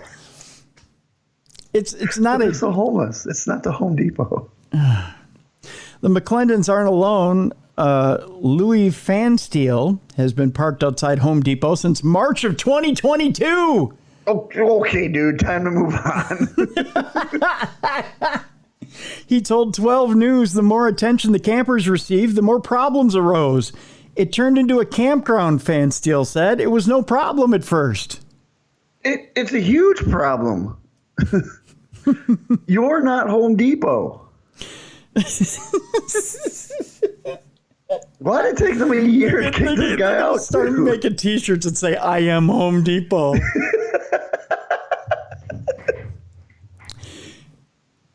Fansteel believes some of the more recent campers were taking advantage of the situation. Oh, you think? But the guy who's been there for almost a year and a half is not. Yeah. Yeah. Hey, this is my post. This is my lamp post. That's my shitting corner. That's my pissing corner. That's my shitting corner.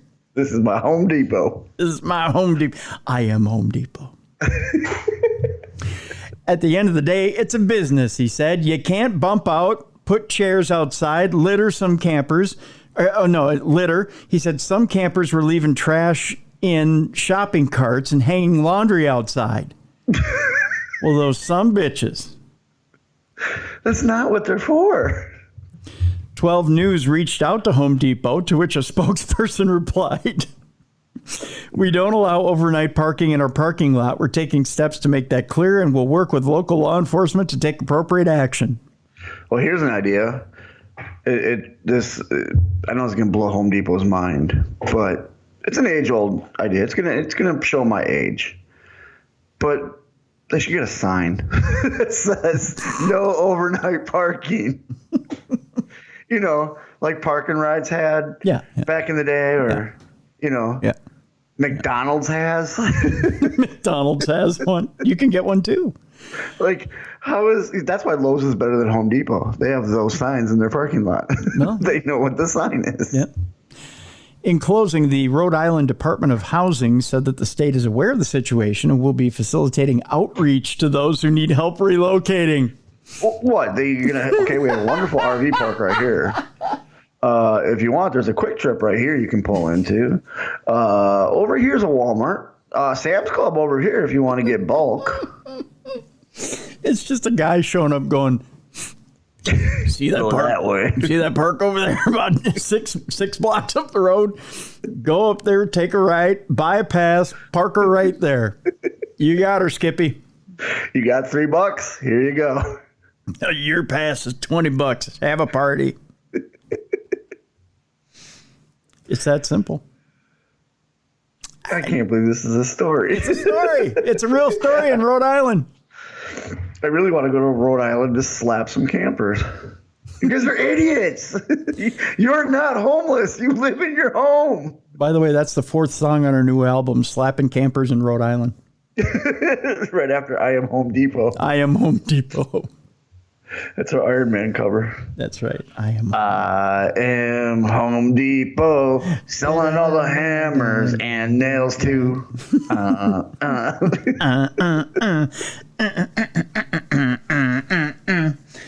No overnight parking in our parking lots because campers ruined it. Don't hang your laundry on my cart.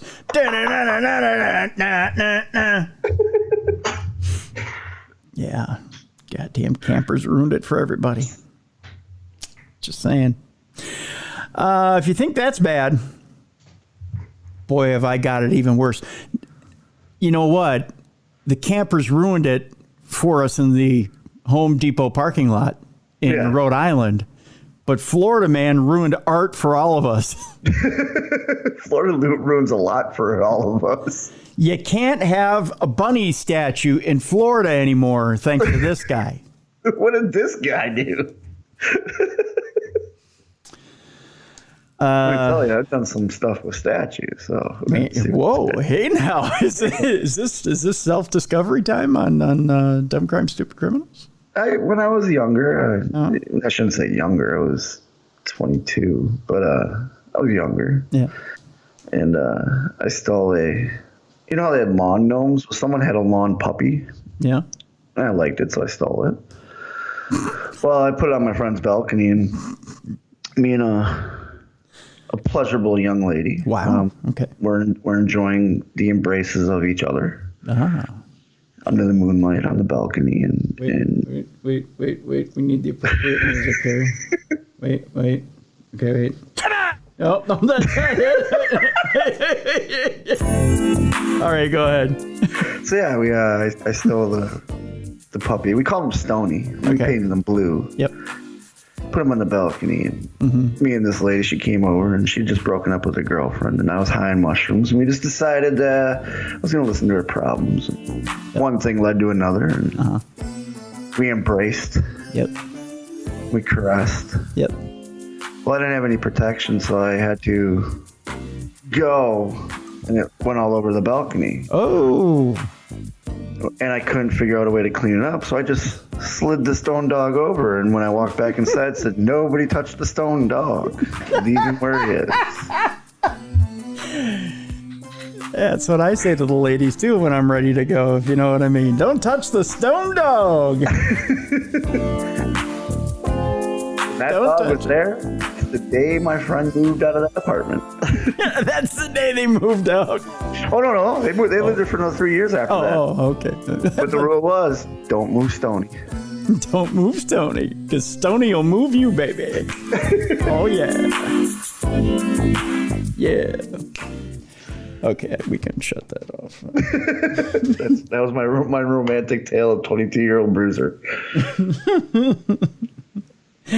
Try to move this stone dog, is going to move you around the room, girl. You know what I'm saying?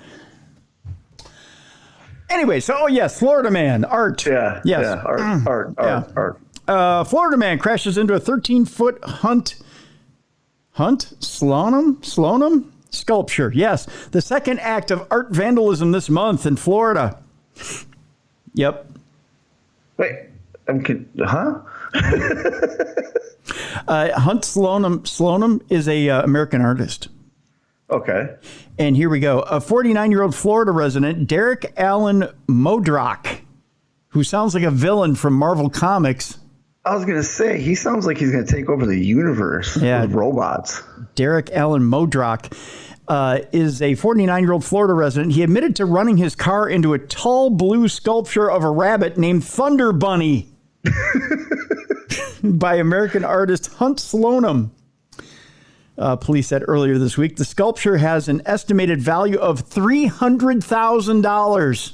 Dang, that's a big old sculpture. That's a big old Thunder Bunny. Two things you don't run yourself into. Thunder and Bunny. Thunder Bunny and that stone dog. That's right.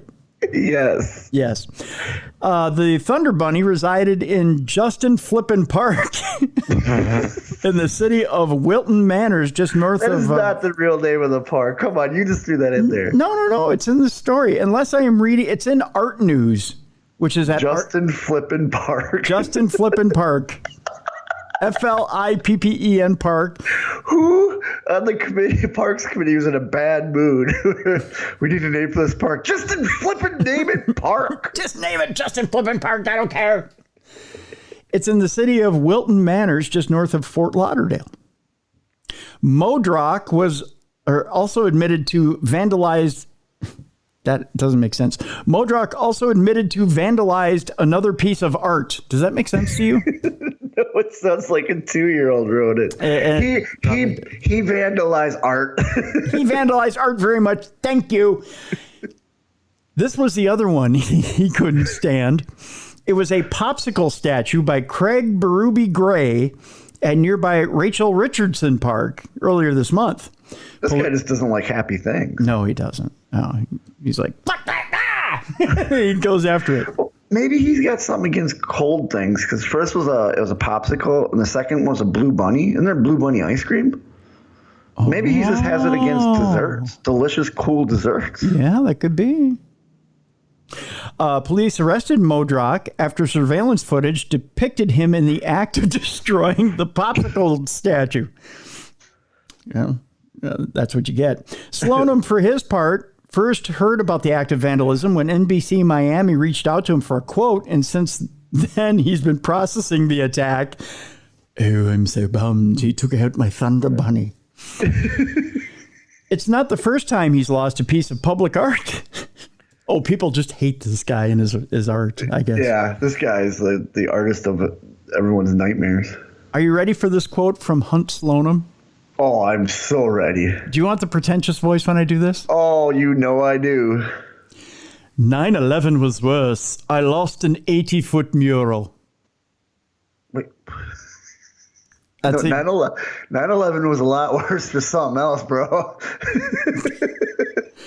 That's the exact quote. 9/11 was worse. I lost an 80-foot mural. Slonim told Art News, somewhat mystified that this kind of violence once again found its way to his work. Here's the other quote. I was just shocked. It's just such a strange thing. The fact that it's happened before and the fact that it's happened again. This guy's a pretentious prick. I'm glad his rabbit got hit. He's literally comparing an 80-foot mural to 9/11. Yeah. Mm-hmm. Mm-hmm. Well, Thunder Bunny at 13 feet 7 inches. Wait, I want to do my announcer voice. Coming in at 13 feet 7 inches, Thunder Bunny. I'm going to go paint a dick on it. This guy pisses me off. I want to go vandalize his bunny now. Well, he probably has a big dent in him now. I think he ran a car into it. Then I'll make it into a butthole. Thunder Bunny with a huge butthole. 13 feet 7 inches. Made of 6,500 pieces of blue glass. Oh, it's a shattered bunny now. Oh, he's shattered now, huh? Yeah. Took a year to make and was installed in the park in May of 2022. After local gallery, Art Gallery 21, worked with the city to loan the sculpture from New River Fine Art in Fort Lauderdale. The sculpture. Never going there. You never going there? No, this guy I don't like this guy. So anywhere his artwork is, I'm not. I'm just going to pee on it. You're going to pee on it? Yeah. I'm intrigued. He's comparing 9/11, saying the worst thing ever happened on 9/11. No. He didn't. No. He didn't say that. You misconstrued what he said, brother. You misconstrued what he said. He said 9/11 was worse. I lost an 80-foot mirror. Well, no. I think that's what he said. No, he said 9/11 was worse. I lost an 80-foot mural. I don't. I said it the same way you did. Right. But what he's saying was, okay, even though 9/11 was worse, I lost an 80-foot mural. In other words, this is devastating. To me, this is, oh my God, this is the end of my world, is what he's saying. This is the... Okay, yeah, he's a pretentious... I'm peeing on all of his artwork from now on. If you can find a Hunt Slonim original that hasn't been hit by this guy... I'm just going to go to that flipping park and find it. If it's still around, let's read the story to see if it's still even there. You're right. Yeah. Sorry. Yeah, I mean, I feel your rage, but your Thunder Bunny rage, but let's see if it's still around. The sculpture was due to travel to a botanical garden. Oh, but it didn't make it. It got hit by this guy. But those plans have now been stalled. Slonim and the commissioners are reviewing the work to see if repairs are even possible as the work sustained heavy structural damage. Slonim said it would take a couple more days to ascertain what could be done. Despite the state of censorship of the arts being undertaken in Florida, it seems that evil Modrock, was not motivated by the current political climate. It's not political, it's personal. NBC he hates this guy too. He's like, I tried to pee on the bunny, that dried up. Yeah. I had to do something that left an impression. You know what? You take Windex to it and just streak it. That's more passive aggressive. Yeah. NBC Miami reported that Modrock told local police that he had targeted the work because the park it resided in was named after Justin Flippin, a former mayor. That's who he is. He's just your flippin' mayor. He was just your flippin' mayor. Doesn't Justin Flippin sound like a wrestler who probably does one too many aerial maneuvers? Yes, he does. Justin Flippin. A former mayor of Wilton Manors whom Modrock blamed for the birds that we hear.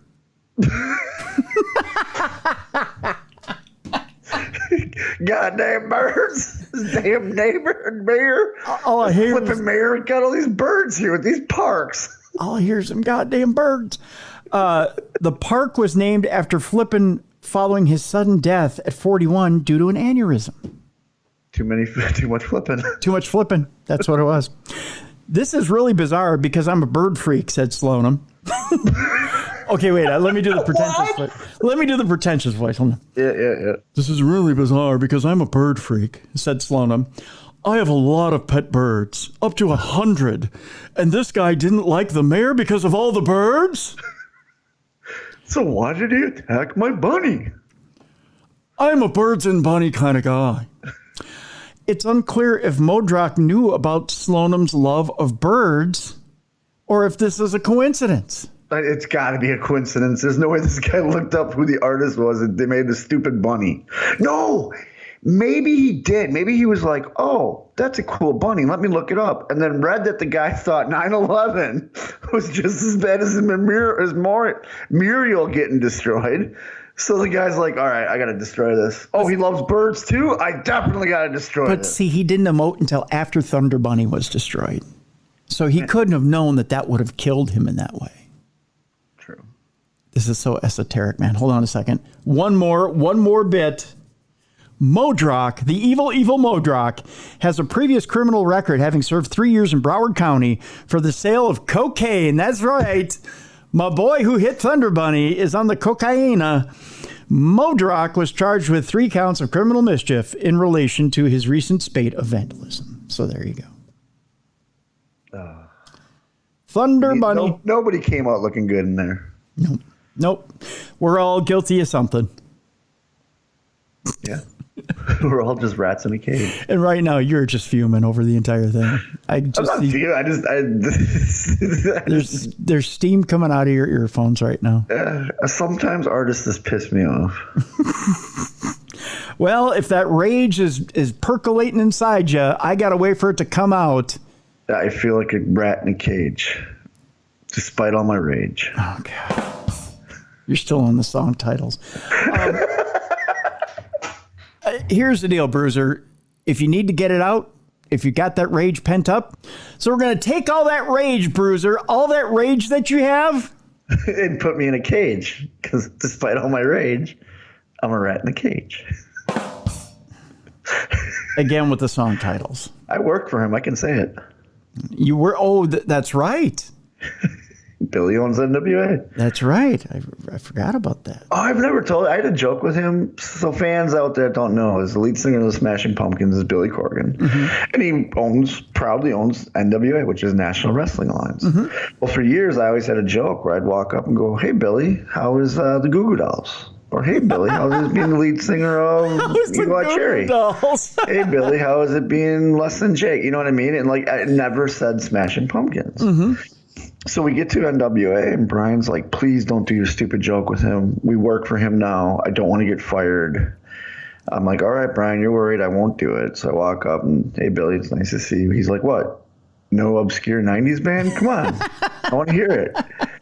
So I said, "Toad the Wet Sprocket." He goes, "There you go." And you see Malonis just kind of put his head down going, "No, don't encourage him."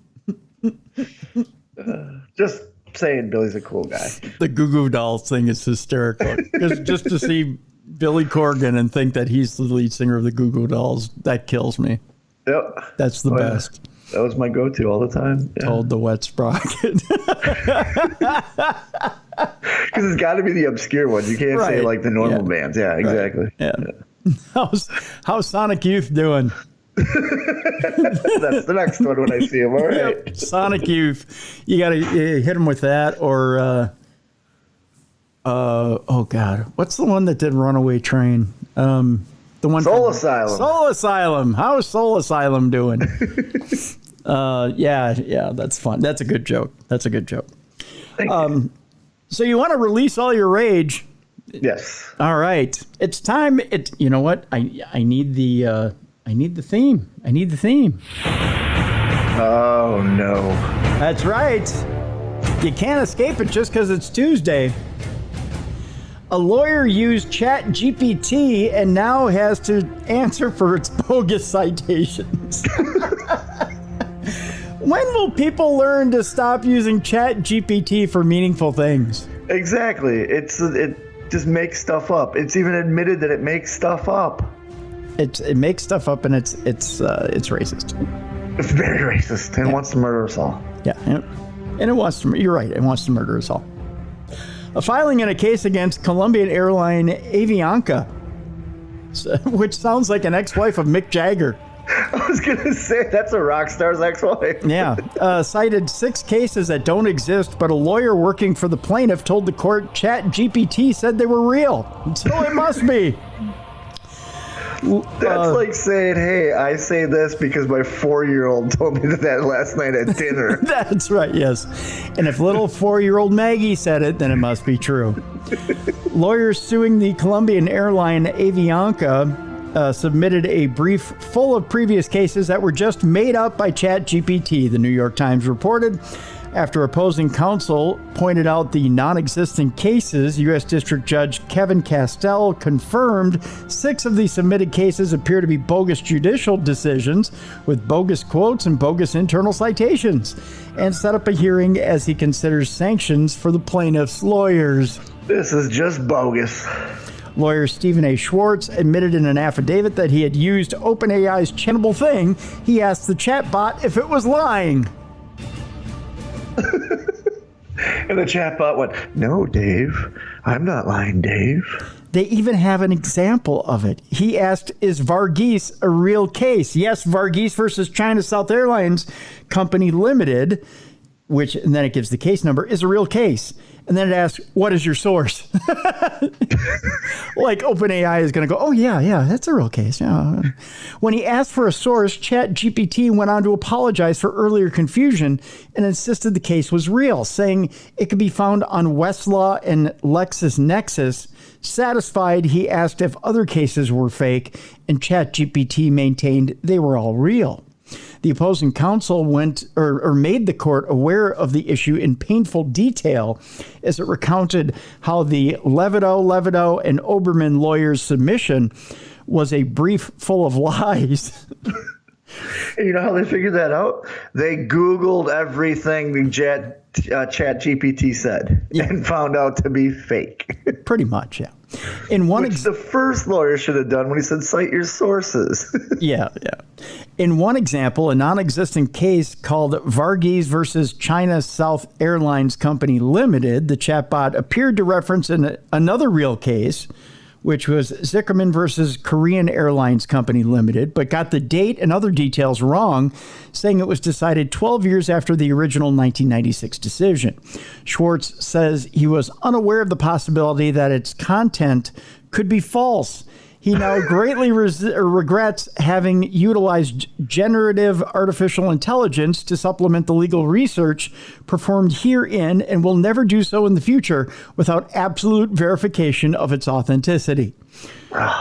Schwartz isn't admitted to practice in the Southern District of New York, but originally filed a lawsuit before it was moved to that court and says he continued to work on it. Another attorney at the same firm, Peter Loduca, became the attorney of record on the case, and he will have to appear in front of the judge to explain just what happened. My coworker's an idiot. Yeah, sorry. Pretty much, yeah. This once again highlights the absurdity of using chatbots for research without double or triple checking their sources somewhere else. Microsoft's Bing debut is now infamously associated with bald-faced lies, gaslighting, and emotional manipulation.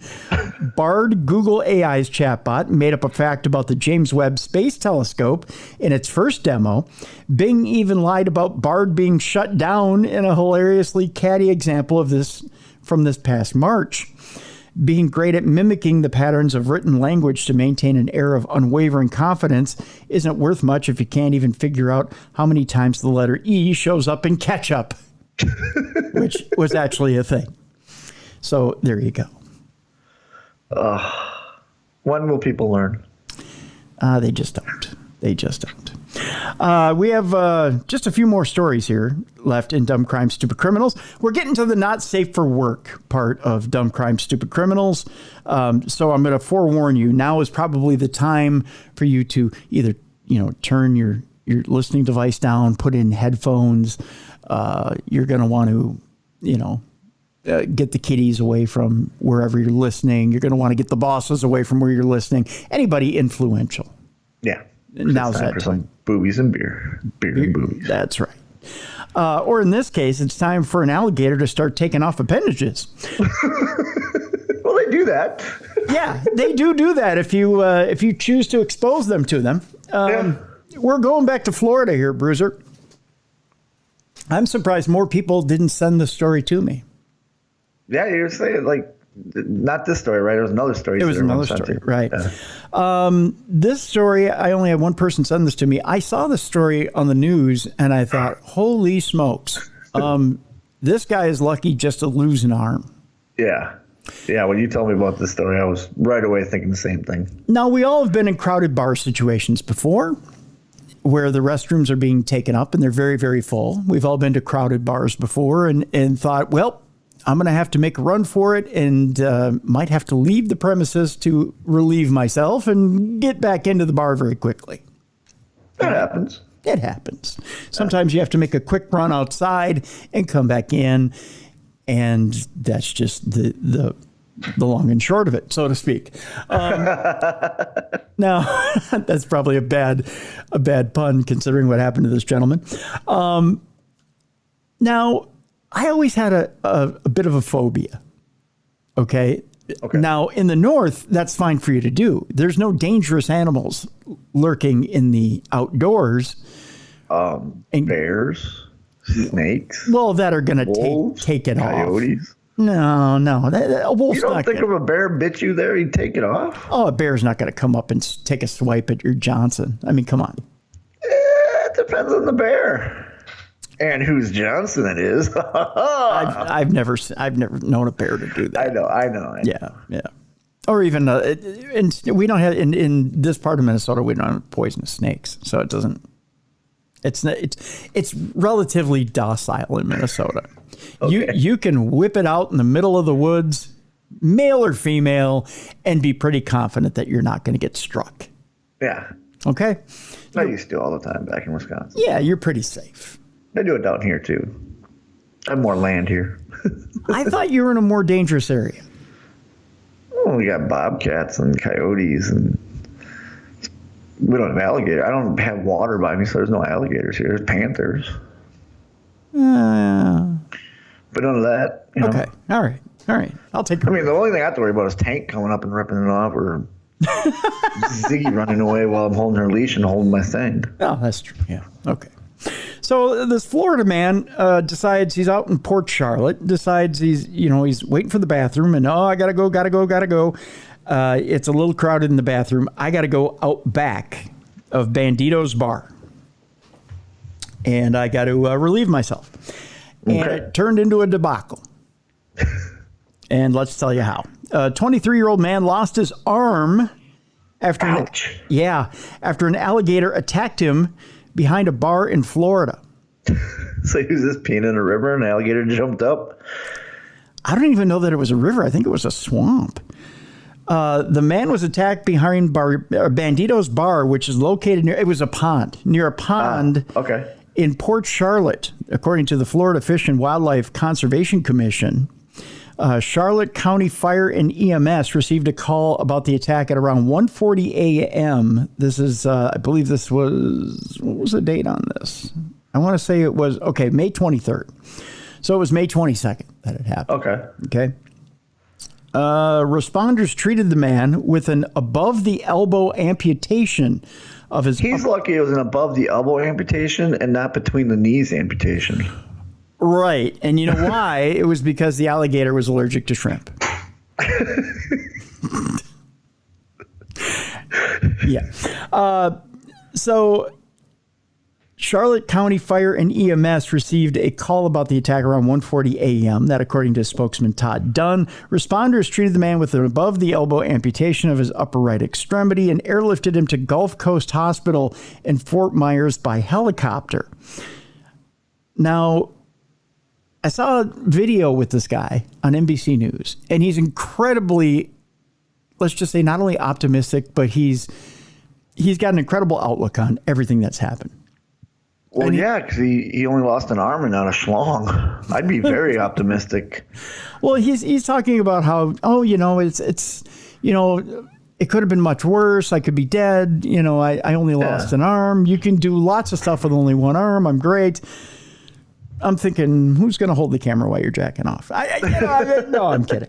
But he's got a great attitude. He's very happy to be alive. Now, witnesses saw the man swimming towards the shore after the attack. In other words, he fought this thing off. Yeah, he was hitting it and it just ripped it off. Yeah. Yeah. That just sounds painful. Manny Hidalgo, a patron at another bar, told the Daily Sun that he heard the man screaming and went outside looking for him near the pond area. He was yelling and swimming toward the shoreline, Hidalgo told the outlet. I ran and dragged him up onto the sand. I was scared to get close to the water because it was dark out. Oh, you brave man. Yeah. Officials, especially knowing something's in there.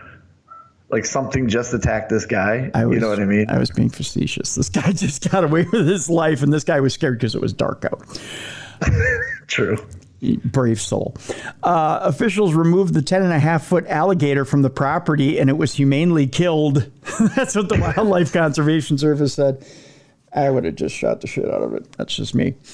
And people go, oh, come on, Tim, that's not nice. Well, once it's tasted human blood, you got to. More. Yeah. Yep. You got to get rid of it. Recent encounters with gators in Florida include several alligator attacks reported each year in Florida, but deaths are more uncommon. Last month, an alligator bit off the leg of a 72-year-old man at a Florida RV resort in Titusville. And in March, a man was attacked by a 7-foot, 10-inch long alligator at his doorstep in Daytona Beach. That would be terrifying. Yeah. All right, going to work. Oh, hey. Hey, hello. According to a 2022 report from the FWC, there were 9 major and 2 minor alligator bites in Florida. In 2021, there were 7 major and 3 minor alligator bites. In 2020, there were 8 major and 4 minor bites. In 2019, there was 1 fatality, 5 major and 5 minor alligator bites. And in 2018, there was 1 fatality, 9 major alligator bites, 1 minor bite on people. So there you go. Alligators are dangerous. Florida is the devil's playground. Yep. And when you go pee, look where you're peeing. Yeah. Don't go near the water. In the Midwest, you got to worry about peeing on an electric fence. In Florida, you got to worry about peeing on an alligator. Yeah. No, that's good advice. It's good advice. The other thing you got to worry about when you whip it out is to make sure that you don't have your phone out and it's not on AirDrop. Send it to everybody within range. That's right. That's what one man did. He's up for felony charges because of it. One man is up for a felony charge because he used AirDrop to send naked selfies to strangers. This man's in Oklahoma. He's facing an indecent exposure charge after allegedly using AirDrop to send explicit photos of himself to employees at a real estate firm where he's applying for an apartment. He's like, I got the key for your lock. Yeah. Yeah. You let me in your apartment. You can see this every month. Yeah, I don't think they want that. That doesn't make up for the rent. I got to show you a picture of this guy here in a moment.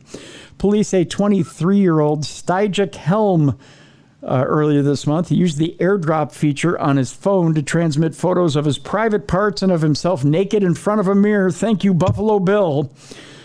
According to a probable cause filing, investigators described the alleged offense, and it was offensive, as indecent exposure via digital means. Helm went to a Tulsa realtor to apply for an apartment, according to police. An employee of the firm told police that they directed Helm to sit at a computer for the application process. That was the first problem. Oh, I know how to get these guys over. I mean, it was a long application, but you know what? You know what else is long? My dick. I'll send them a picture. While Helm was filling out an application, 2 workers received AirDrop notifications on their phones.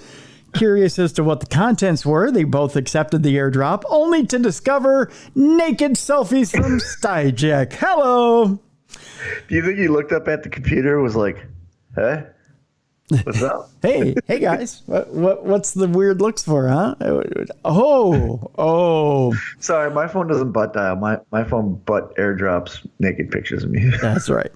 Helm was arrested and booked into the county jail on the felony count. He was later released on how much bond, Bruiser? $10,000. No, it's gonna be way less than that. $2,500. Try again. $3,000. One more time. $500. $2,000. Oh, so close. Yep. He's also scheduled for arraignment on June 20th.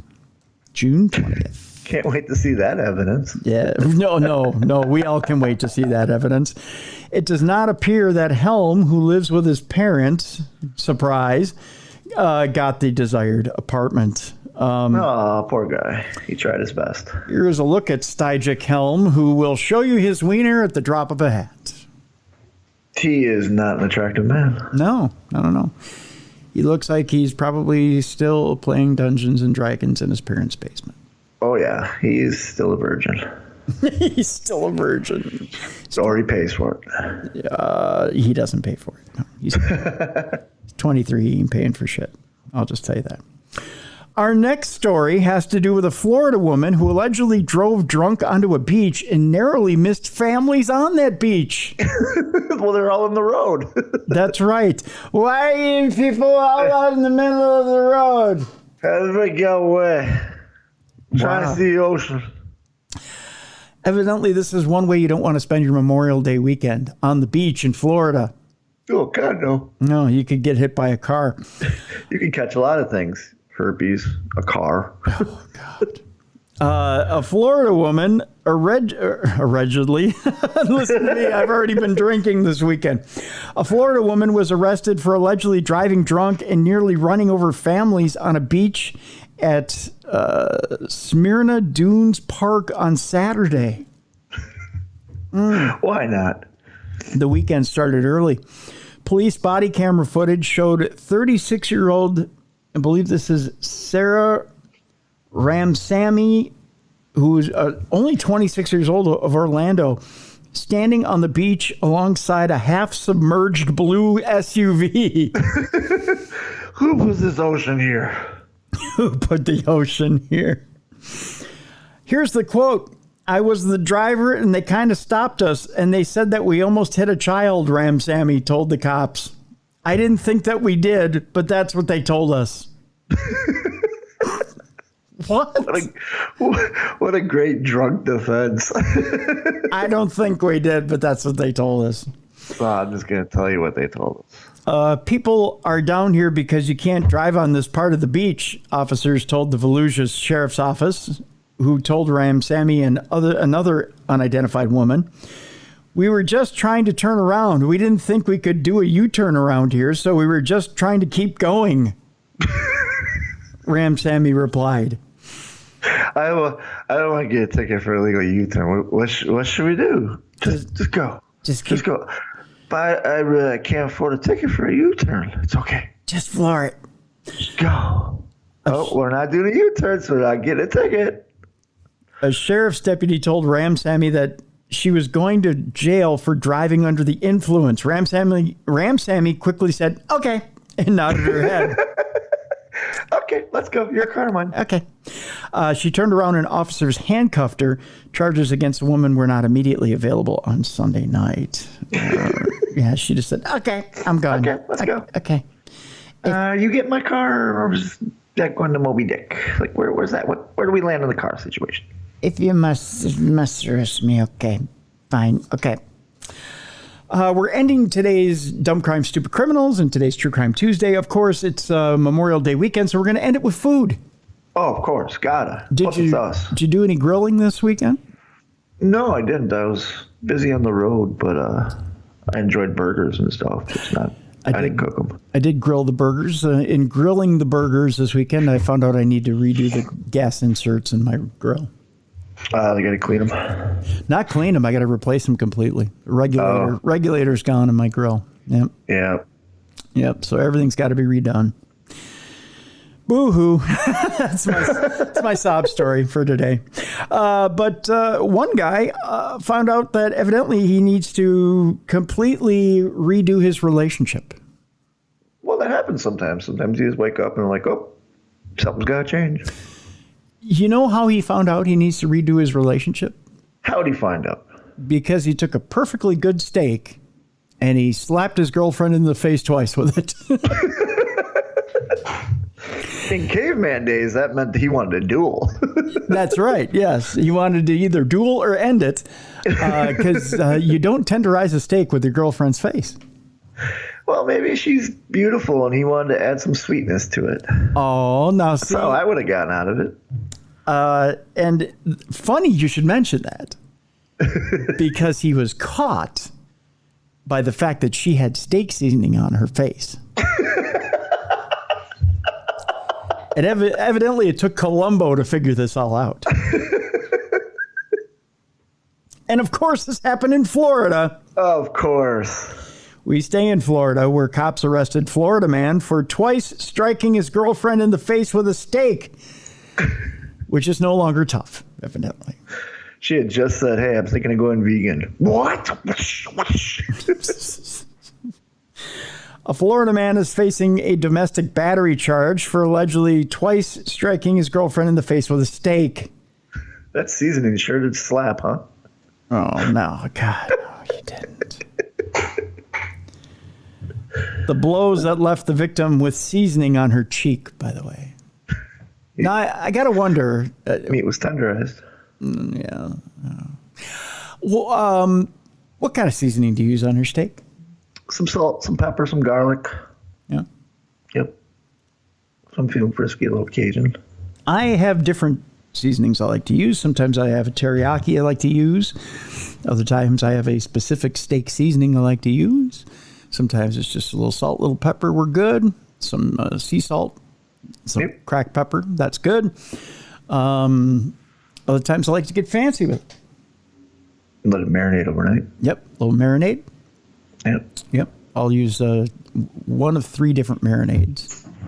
It just depends. Depends on where I'm at. Yeah, that's what it is with me. Yeah. No. Now, what type of things do you like to put on Mrs. Bruiser's cheek? I'm just kidding. No, I'm kidding. See? Do you see what I did there? Oh.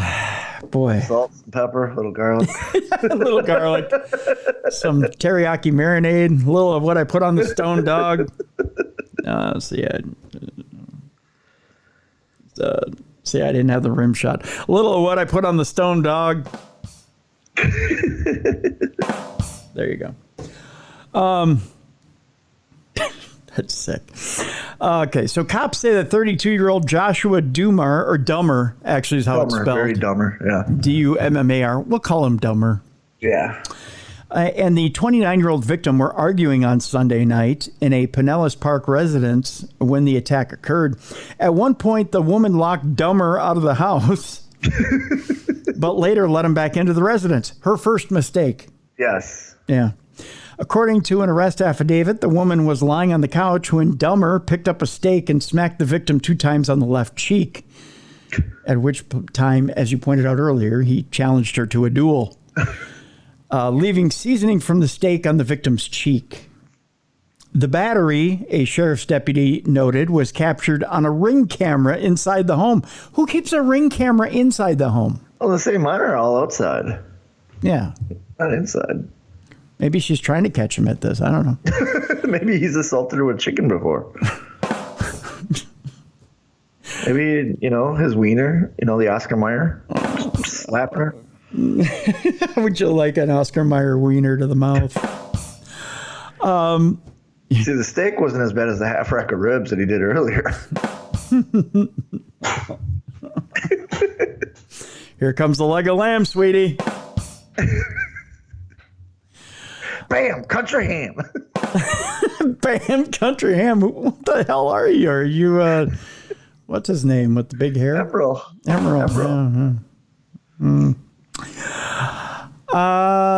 Yeah, Ring camera inside the home captured it, which the victim has owned since 2016, evidently. Dummer is what we're calling him. It may be Dumar, it may be Doomer, but we're calling him Dummer, was arrested for domestic battery and booked into the county jail on for the misdemeanor rap. I don't think he can actually rap.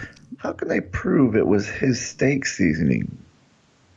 Oh, look at you with the forensics. Yeah, look at that. I'm a defense attorney here now.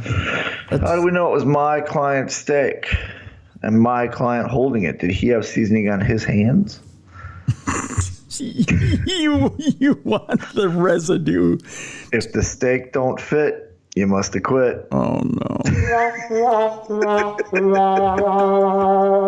You really want the residue test and you want the DNA off the steak? It's got to be matching DNA. I'm just playing devil's advocate. I think it's wrong what he did. Don't hit people with stakes. Yeah. Dummer, who works as a landscaper, was released from custody on his own recognizance over the weekend. A judge It's an expensive steak dinner. Yeah, it is. That's very expensive. A judge has ordered Dummer to have no contact with the victim. Dummer's rap sheet includes convictions for DUI and possession of cocaine and marijuana. That's how he's so creative to hit his woman with a steak, evidently. I'm curious as to what kind of steak it was, because that's how they should put the severity of the assault. If it's just a filet mignon, which is real small, it's okay. But if it's one of those big tomahawk ones, they should throw the book at him. Yeah. You know what it was? What? It was a tri-tip, as in try this tip upside your head. That was bad, I know. Hey, baby, you're ovulating? Well, here's some steak for your eggs. No, come on. That's horrible.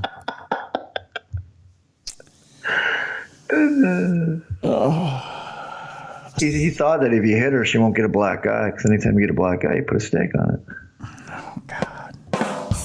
that got a hesitation. It was like... Now we're going to get the emails. It's not funny to make fun of assault. That's right. Not without a pepper. Which was all over her cheek.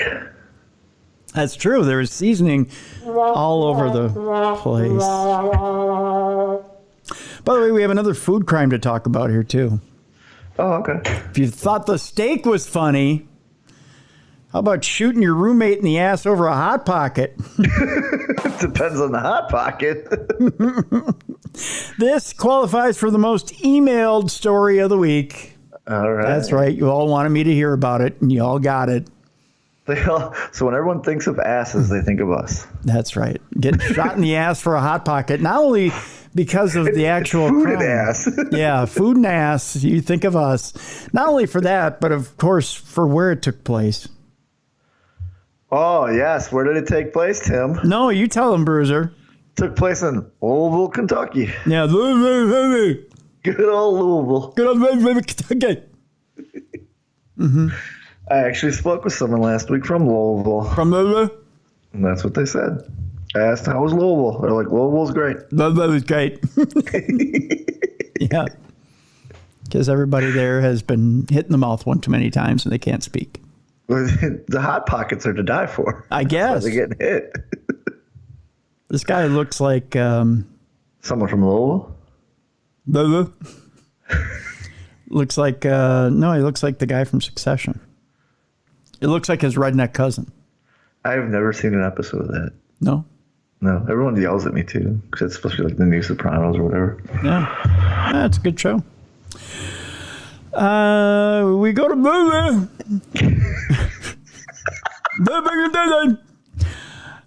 Kentucky man shot his roommate in the buttocks after the buttocks. Might as well talk like Forrest Gump if we're gonna pronounce the name of the town that way. We go Or Louisville. Where a Kentucky man shot his roommate in the buttocks after the victim ate his last Hot Pocket. Oh, it was his last one, too. Yep, in the freezer. According to the cops who arrested the gunman for assault. As alleged, bit me. As alleged in a court citation, 64-year-old Clifton Williams and the male victim... 64 and he doesn't learn that you can't shoot somebody in the ass? No, you can shoot anybody you want in the ass. Whether you get away with it or not is another thing. True, very true, yes. That's right. 64-year-old Clifton Williams and the male victim got into an argument on Saturday evening in the Louisville residence. I said it. It's Louisville. There was a King Louis. There was no King Louisville. A what? Louisville. Are you okay? Louisville. Do you smell burnt hair right now? Louisville. Is your face drooping? Louisville. It's Louisville. Someday I'm going to put together a huge reel of news people pronouncing it correctly. And I'm going to put together a large reel of people that live there pronouncing it correctly. Louisville. They're not pronouncing it correctly. That's the thing. Actual news people who know how to pronounce it. I'm going to string it together and I'm going to put it on the internet and say, here's how you pronounce the name of your city. Yep. Where Hot Pockets are king. I guess. When that becomes the delicacy of your city, you got issues. Well, yeah, they've been calling it Louisville for how long? Like 5 years. That's it. Because when I was there, it was Louisville, and you go into the Louisville Slugger Factory, and they called Muhammad Ali the Louisville Lip, not the Louisville Lip, because that sounds like he got a fat lip. He went to the University of Louisville. Louis. That's French. Yes, because the town was named after a goddamn French king. Or was it named after an interview with the vampire character? No, it wasn't. No. How do we not know? How do we know his name wasn't Louis? What? His name could be Louis. Go to Louisville. Go to Louisville, who it was named after. Go into the middle of the goddamn city. Go look at the statue of King Louis, who's standing there. Louisville. No. Go look at the statue, Bruiser. There he is. Not King Louis. King Louis. And pronounce it correctly. Louisville. You got it.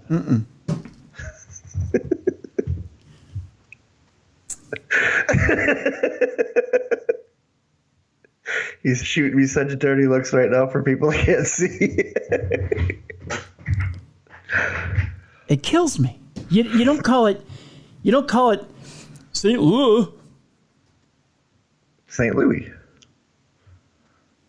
Good old St. Louis. Yeah, St. Louis. Yeah. It's not Louisville. It should Louisville. be. At least call it Louisville. Louisville. At least do that. At least Louisville. humor me. It's Louisville. And not Louis. It's Louisville. Like the islands. Ain't not. Even Saturday Night Live made fun of that. Yeah, I know. Yeah. Let's get back to the story. Okay. People are tired of this, I'm sure. Or they're at home agreeing with one of us. No, they're just tired of it. As alleged in a court citation, 64-year-old Clifton Williams and the male victim got into an argument Saturday evening in the residence they share. The victim states his roommate, Mr. Williams, got mad that he ate the last Hot Pocket. It's called a grocery store. You can get more. Now you don't have to leave your house. Right. You have Shipt, Uber Eats, you have all that. Right. It's America. They make more. Yeah. Yeah. Especially Hot Pockets. They're everywhere. Oh, God. And they're cheap. Yeah. When Williams began throwing tiles at him, the victim told police, he then attempted to fight back by trying to beat his ass.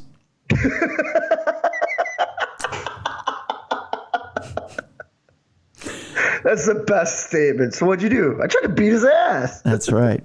The victim said that when he began to depart the property, Williams retrieved a handgun from inside the home and came back outside. The man said he yelled, "Don't shoot," but Williams shot him in the ass while he was trying to leave. I think he wanted him to dance, but he got excited. Oh, no. If he wanted him to dance, he'd shoot a couple times to the ground. He shot him in the ass. He got him right in the ham meat. Yep. The roommate told police he fled a few blocks from the home to get help. The man who survived the shooting was transported to the university hospital. Not going to say that goddamn name one more time. For treatment of his injuries, Williams was arrested 4 hours after the shooting and charged with felony assault. He's being held in lieu. It's not in lieu because they can't say that either there. He's being held in what? He's being held in lieu of $7,500 bond at the Jefferson County Jail. The court citation does not indicate what flavor of Hot Pocket triggered the snack-related shooting. I'm assuming ham and cheese if he shot him in the butt. You know, that's ironic because that's what they show in the story.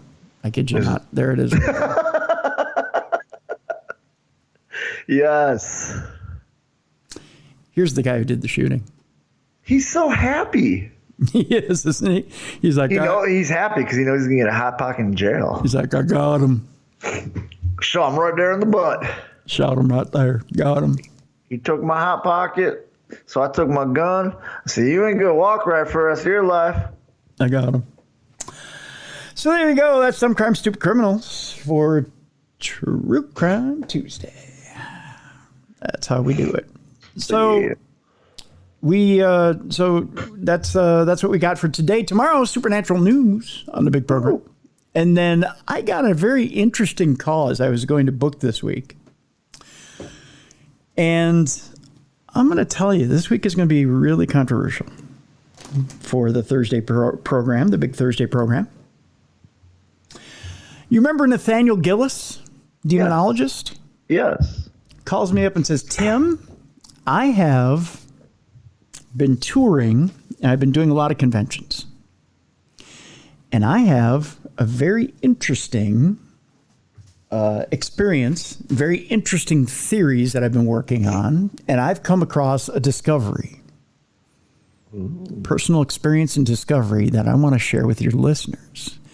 And you're the first guy I'm bringing it to. Some breaking news on Thursday. Yes. And it has to do with missing baby syndrome and missing fetus syndrome. Oh, okay. And demons. Okay. And I'm like, you're kidding me. And he goes, no. He goes, it's big stuff. It's really big stuff. Yeah. And I'm like, ooh, all right. So we've got that and much, much more with Nathaniel Gillis coming up on Thursday. Exciting. Yeah. So, but yeah, he's stoked. He's like, I really feel like this is going to be a huge show. So, yeah. So he's got a lot of stuff to uncover. But he's been doing a lot of conventions lately. He did one recently in England. So we'll talk a little bit about that. Good to hear. Much more. He was a fun guest too. Yeah. A lot of people wanted to hear more from him when he was on last time. So, well, they're getting it. He's got interesting theories. If you don't remember Nathaniel from the last time he was on, he was the gentleman, the exorcist who was on, who had stated that he believed that both aliens and demons were the same, and had the experience where he himself had been oppressed. I don't want to go so far as to say possessed, but oppressed by these beings, and had seen what he believed was an alien sighting at one time, and an alien changed to a demon right in front of him. Yeah. So interesting stuff. And he's a great interview. Very exciting, very passionate when he speaks. Yeah. And I've been talking to him on and off since the last time he's been on the program. So, and lots of interesting stuff. Interesting stuff from him. So, yeah. So I think Thursday's program is going to be just as exciting as the first time he was on. So. All right. Yeah. So it's going to be a good week. Coming up in the future, boy, we've got some interesting shows. Trying to book an author who has a book out right now about the Nixon Gleason incident. If you remember Richard Nixon and Jackie Gleason, Nixon bringing Gleason in to view the dead alien bodies that were supposedly being held. I remember that. Yeah. So we'll talk about that here in the future. There's some interesting stuff in the pipeline, so to speak, here on Darkness Radio. So we got some good stuff coming up. Good stuff coming up here in the next month or so. And I'm working on let's just say a big time guest here on Darkness Radio. So all right. Yeah. So lots of good stuff. Bruiser, what you got going on? I am off this weekend, getting ready for the surgery coming up at the end of the month, June 29th. But you can still come train with me, amlwrestling.com. Check it out and sign up for the training. And it's every Monday and Wednesday with me till I have my surgery. And then I'll take a few weeks off and I'll be back. Right on. But yeah, I took the next week off because of, it's my only week off in June. And, until I get caught on. Right on. Which is counting down, man. Less than a month. Yes, indeed. And this weekend I'll be up in St. Cloud, KNSI, and you can listen to me do something other than paranormal and true crime. I'll do, you can do it and hear me do weather and sports. Saturday morning, wake up on the weekend, you can hear me do, I don't know, weather, sports, and ramble a little bit on your Saturday morning. So there you go. All right. Yep. So that'll do it for today. Tomorrow, again, Supernatural News on Darkness Radio. Thank you so much for tuning in. Again, if you have your I Knew a Murderer submissions, you can send them to tim@darknessradio.com, or you can leave a voice note at darknessradioshow.com. Please do that for us. Also, one more reminder before we leave you today, folks. Don't sit on those programs when you've downloaded them or when you've gotten that download in your queue. be sure to listen to them within a week or two of receiving them. It helps us out in our downloads as well, or in our statistics for downloads with Audio Boom. Which, by the way, we're signing a new contract with them for the next year, so we'll be with them here for the next year with Audio Boom. So thank you so much to Audio Boom for being such a gracious company and host with us. In order to get credit with our advertisers and to get credit with Audio Boom, we need you to not hold on to those for more than a couple of weeks. Otherwise, we don't get credit for the show. So we need you to keep listening to those on a regular basis and not hold on to them and binge them. More than a week or two at a time. So otherwise, it doesn't help us in the way that you would think. I mean, we still get credit for the download, but it doesn't help us in a crucial way with advertisers. So if you could, try to listen to them more frequently. That's all we ask from you. For Bigger City Bruiser, I'm Tim Dennis. Thank you so much for listening. We love you. We appreciate you. And we will see you tomorrow on Darkness Radio. Thank you for listening to the best in true crime podcasting. This has been True Crime Tuesday.